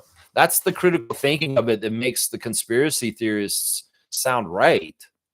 Because seriously, I mean, I could see them making a stage and making this all happen like this, because the United States government will lie to people on purpose for their own gains. We know this. Governments will do this. And in this situation, it really was a whole space race between Russia and the United States at this time. And it's kind of like a dumb thing. It's like two people have hot rods across the street from each other, and they're always up and up their car to make go up and get more further. I don't know. It is fishy. And that's the biggest thing that makes me wonder about it, is why the hell we got no footage since? Nobody's ever gone there since, seriously. And if these billionaires are really trying to get off this planet, you'd think they would have already established moon bases or things like that with all their dang money. But no, none of that stuff has started. They've even gotten back there. Seriously, they've never gotten back there. So there's something fishy about this. There's something fishy about this. Very interesting. Raptors champ saying that, yeah, that's it. Christ is the God in yourself, but Christianity took it and said that is Jesus. But every human has the potential of Christ. Raising your kundalini is exactly raising your higher self. That's interesting. That's kind of like, that's something in Hindu or Buddhism, right? Yeah, I think so. Yeah, I mean, listen, once again, the whole thing I'm saying is sweeping here is like, I'm not trying to convert anybody. I don't want anybody to change what they think right now. I want you to go forward with everything that you believe. And in some ways, we're just having a philosophical, deep discussion today. And in some ways, you guys teach me all the time. I seriously have more belief in Christianity and Jesus than ever before right now in my whole entire life. And it really is a big influence from people on this channel. And I appreciate people for that. But once again, I'm not taking the fear of God stuff, because in some ways that fear of God stuff is used to control the masses. And I understand that. I want to take this stuff. That's right. It's Christ consciousness. There you go. Okay. If that's who you follow, then that's your consciousness. Okay. I like that. I like that. Let's see. Fiercely saying, I don't know what happened, but Dyson Daniel unlocked a talent for stealing last season. We need to protect the ball tonight. Yeah, and we should. We should be all right. We've got good ball handlers. And honestly, this is the thing. A good key to victory is that we put them on their heels and hit first. We come out there and we just aggressively annoy them, just like they were talking to RJ yesterday. RJ saying, man, it's so annoying playing Jamal and Oshai. They're annoying. And then Doug Smith turns around a couple minutes later and said, are you annoying, RJ? And RJ's like, yeah, I could be annoying. I'm a jack of all trades. And he was right when he said that. So when Raptors get out there and be annoying to the Hawks immediately and put them off their game and don't let anything happen easy for them right from the start. A big part in basketball is not letting your other team get in a rhythm or comfortable. And if we can really be off-putting and making them not feel like they're getting their spots or anything is easy, that's a big, huge way to win this game. And of course, Dyson Daniels is going to be coming from the other side trying to do the same thing. And, you know, Trae Young's an underrated stealer also. So there is a little bit of, we need to worry about the Hawks trying to do some of the stuff that we like to do to us. But if we're successful and we get after them first, get a lead first, then a lot of good things can happen for us to win tonight against the Hawks in Atlanta. That's right. That's what I'm all about right there. I'm all about that stuff right there. That's right. Let's see. Wayne saying the game between Oklahoma City and Houston was a good opener for the season. That's awesome. So it looked good. Well, I mean, I think I would say this. Oklahoma City Thunder are entertaining basketball at a high level, and that the NBA is smart to promote and play the champions for this season more on their regular season national broadcasts, because SGA and that team makes you look good. Now, I noticed in a lot of your promotion for the season coming up, SGA is not in the middle. And a lot of the graphics, you're putting them to the side and stuff like that. Some reason the NBA really wants to push Steph Curry as the main poster boy of their league right now. Now, ESPN has come out with another rankings, and they put us at, I think, 12th this time. It's kind of changing very fast. ESPN has put us at 12th best team in the league all of a sudden now. It went from like 23 last week to 12th all of a sudden today. So, hey, they're starting to wise up, I think. It's awesome, man. It's awesome. All right. Randolph saying this, Lex, the NBA openers last night were light. If this is the preview of things to come, I hope our team competes on that level and way higher. Our boys will bring it. Yeah, this is definitely a play hard year. The signs are all there in the preseason. We're seeing fights. We're seeing injuries. We're seeing people coming at each other in the preseason like it's the playoffs. And that's crazy. We got to wonder how this season is going to get ratcheted up every level, from preseason to regular season to play-in to playoffs to finals. You know, the play hardness of the finals last year with the Thunder and the Pacers is a new flavor of the whole entire league, and everybody's playing like that. Now, did Houston play their big lineup that they've been bragging about? There's a lot of misinformation or weird stuff out right now about playing big lineups in the league. Like, this is a new thing. Listen, I'm going to say this right now. Small ball is an interesting concept. Big ball is another new thing where people are going to start using 3 centers or something like that. I don't know. Either way, it's going to have an Achilles heel, and it's going to have a way to defeat it. I don't believe in this big ball crap that people are talking about right now from Houston. I don't think it's a successful idea. I think that this league has gotten faster. And if you're going to play 3 bigs on your court, you're going to get outrun. And you're going to get beat down the court, and it's going to not work. So there were some people writing articles on Raptors Reddit right now. Let me go look at that. We'll do the Raptors Reddit reactions real quick, talking about how the league is going big and the Raptors are not following suit with their roster, and we should be scared. Chicken littling, sky's falling kind of stuff. Why are we not trying to go big like everybody else? It's the trend. Well, this is not really the trend. The trend is to play hard right now. And in some ways, the team we have is exactly that. This trend of going big, there's no guarantees this is actually successful or works. They can try this, but don't try and gaslight us into thinking we're not doing things right because we don't have the ability to do bigs. We do actually, though. We could do a 3 big lineup if we really wanted to. We could totally do that. So, Raptors fans, first of all, I'm not sold that big ball is going to work.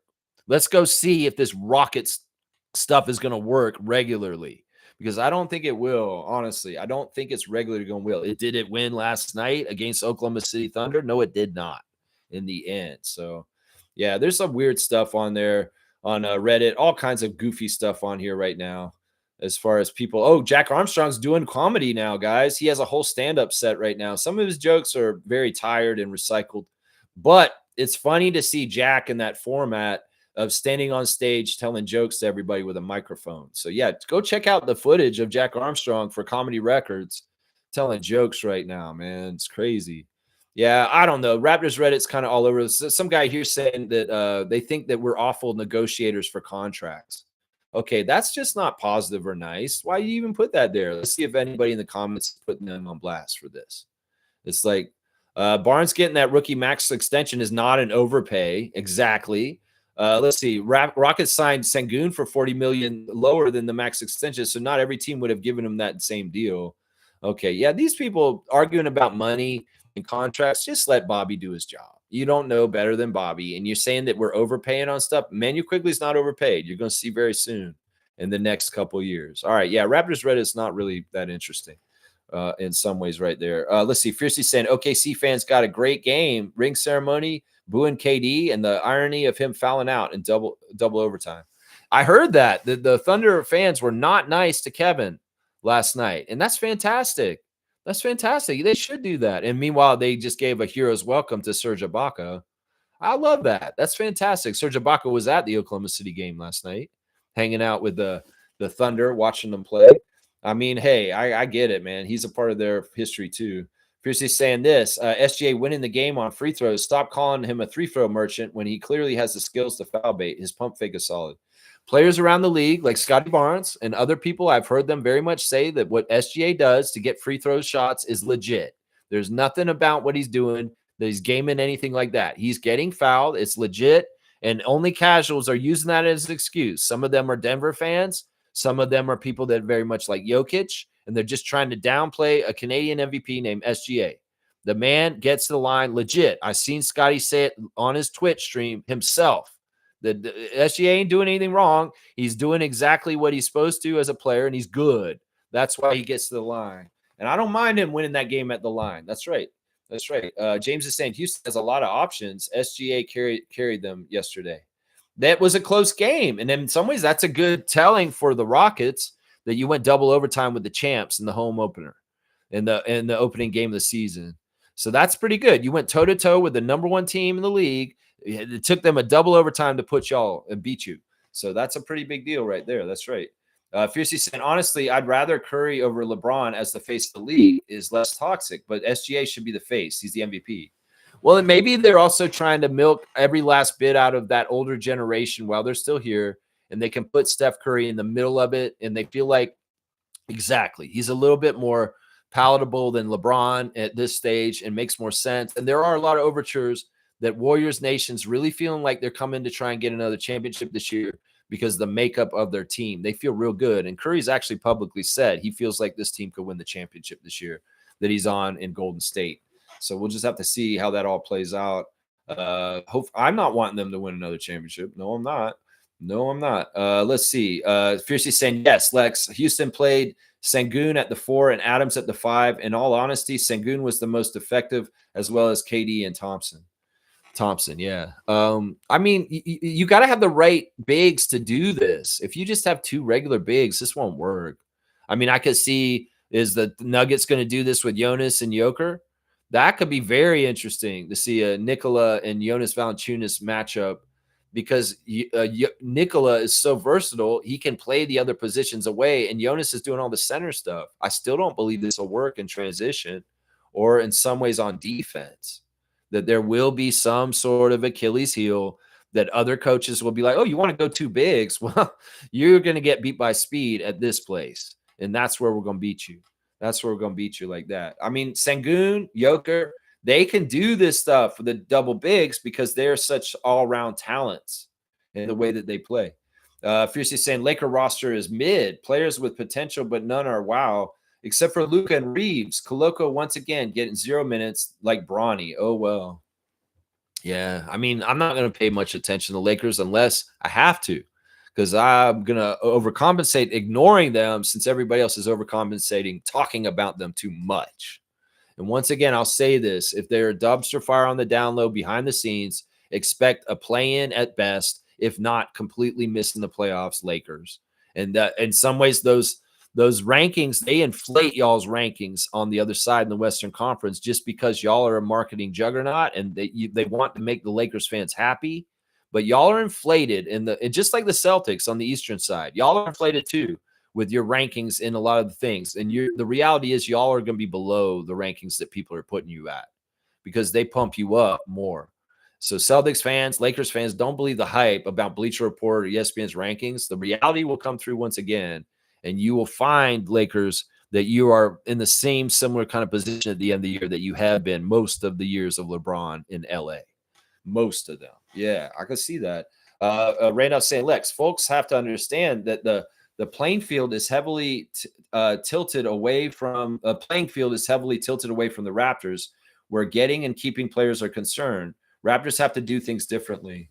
This is a great point by Randolph, and I'm going to give him a dunk because he's saying basically if we overpay, that may be partly because we need to be able to keep people in Toronto. And he may be partly right on this. So that is a good point. And I don't even think we do overpay people, really. There's the other thing on the download that people don't realize is the Raptors players actually get a really good amount of money from the conversion rate. American money, it's even though the country's in trouble economically, the dollar is still kind of strong with the Canadian dollar.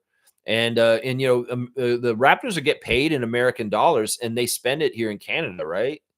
Well, these American dollars go really far in Canada. There's a lot of value. So something they don't talk about in this situation as being the only Canadian team because they don't really want to put it on blast. Some ways it's financially really good to play in Toronto because the conversion rate is really good for American dollars to Canadian, and the Raptors get paid in American dollars. They don't get paid in Canadian dollars.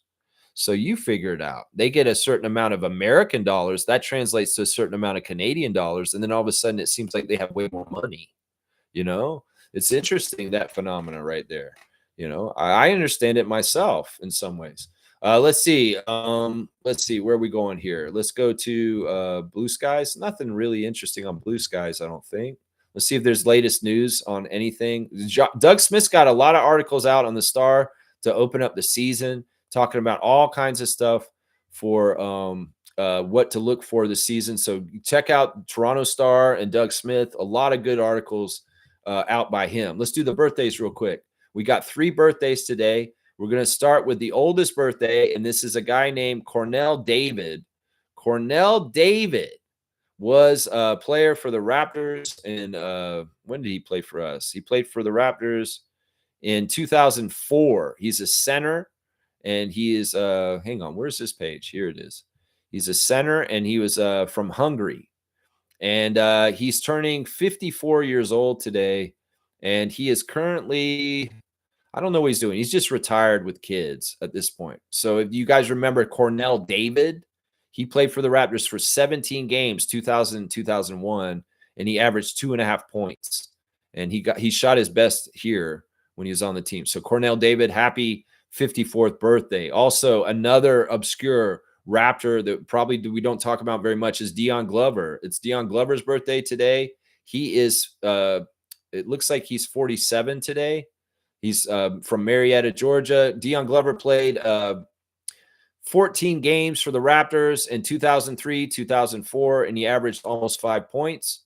So happy birthday to former Raptor Dion Glover. And also, happy birthday to Yanaro Pargo, who is from Chicago, Illinois. He was a Raptor in 2004, and he is turning today 46. And Pargo was on the team for only 5 games, and he averaged 3.6 points per game. So 3 very obscure Raptors having their birthdays today. So we're going to say happy birthday to Cornell David, Dion Glover, and Yanero Pargo. Yeah, those are some deep cuts. If you know those guys, wow. PhD level Raptors knowledge. If you know those names, that's right. Those are obscure names in the Raptors history, that's for sure. Let's see. W stream, W fam. Thank you. I'm almost done. I'm going to get done right on time. We're going to put it on the clock here. Pierce is saying, yes, U.S. currency is stronger in respect of the conversion and beneficial. I guess they just need to be careful when filing taxes. Yeah. I guess that's part that can be kind of weird and stuff like that. I mean, they probably claim residency in the U.S., and I don't know how much it all works out. I'm not a tax expert. I'm sure that the Raptors game the whole system the best to their advantage in whatever way they can. Trevor's saying God created man in his own image and likeness, so have a body and soul because God is a spirit and your soul is the spirit. When you die, your body goes to earth and your spirit goes back to God. That's a way of looking at it. I could get behind that. I would say this: if God is in everything and your spirit goes to God, then yeah, that makes sense. That makes sense. That totally makes sense. All right, let's do this. This is the card of the day. Classic card of the day. Please get it soon and quickly. We're on the clock. It's only 5 seconds from 2 hours. We'll get it done right now. I know that Fiercey can get this guy right away. Look at this Sacramento King. Make sure you're live and just tell me who this classic card of the day is. I think you guys can tell who that is. This man has been I don't want to give it too much of a clue, but you guys should know who this guy is. Yeah, he's got the same first name as a popular childhood toy. Yeah. All right, y'all. Classic card of the day. Get the classic card. You get the trivia points. Who is this on this NBA Hoops card? We're past 2 hours. I want to get done and get ready for my day, for the game. I'm going to be working out today and honor the Raptors to help them win. I put in the work during the day, y'all. I work out heavy on game days. I start lifting right as soon as I get off the stream. And I lift every half an hour, pretty much up until the game starts. So there's a lot of weightlifting going on with Lex while the game day is going on. All right, y'all, no guesses? Nobody wants the classic card today? Come on now. Make sure you're live and hit that live button, Fiercey.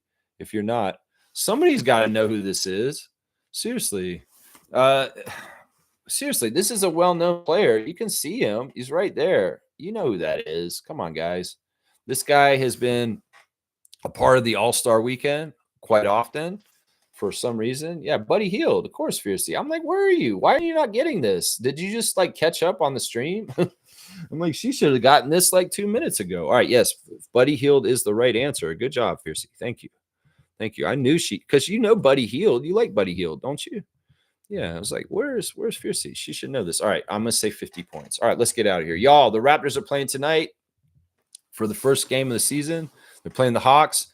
I say 3 keys to the victory to get the path to the win to victory is win the 3-point shootout. Make more threes than them. That can be a huge beacon for you to win. Also, control the turnovers to assist ratio for the other team. Make it way worse than ours. And protect the paint. There's a lot of paint points that the Hawks have been getting production from. So if we can stop them from getting a lot of paint points, we can really kind of hurt their offense, and they may not be able to score very well. So keep them outside, not making threes, and keep them outside of the paint, not making any paint touches. Our referees for tonight's game, Sean Wright, who favors the Raptors. Natalie Sago and Brett Bernecki are the other 2 refs, and they favor the Hawks statistically in the past. The 2 DMPs for tonight on our side, Jacoby Walter and Colin Murray Boyles, will not be playing tonight for sure. Everybody else should be there. So we'll see our starters start tonight. All right, y'all. Thanks for watching me. Get out there, touch grass. And once again, the views expressed on this channel, all views political and religious, are not the views of the Toronto Raptors organization or most of the everybody here. They're solely mine, and I'm just espousing them and in the way that I want everybody to have the ability to have their own views. And we're not trying to convert or change anybody completely here. We're just trying to open minds and have a conversation. That's all we're trying to do here. That's right. Yeah, I held the card too long. Yeah, I wanted to get done at 2 hours, but it's too late. I'm at 2:03. That's not too much longer. All right, let's go Raptors. Yeah, I wasn't seeing your answer. No, it just came up so late. It didn't go through. It's really weird. All right, y'all. I'll see you guys tomorrow with the reaction. And remember, tomorrow, the reaction streams are now on the phone. You guys can call me during the phone if you have the phone number during the reaction. Let's go, Raptors. Let's get the first W tonight in Atlanta against the Hawks. I believe in you, Notorious BBQ Yak. That's right. I believe in them. Go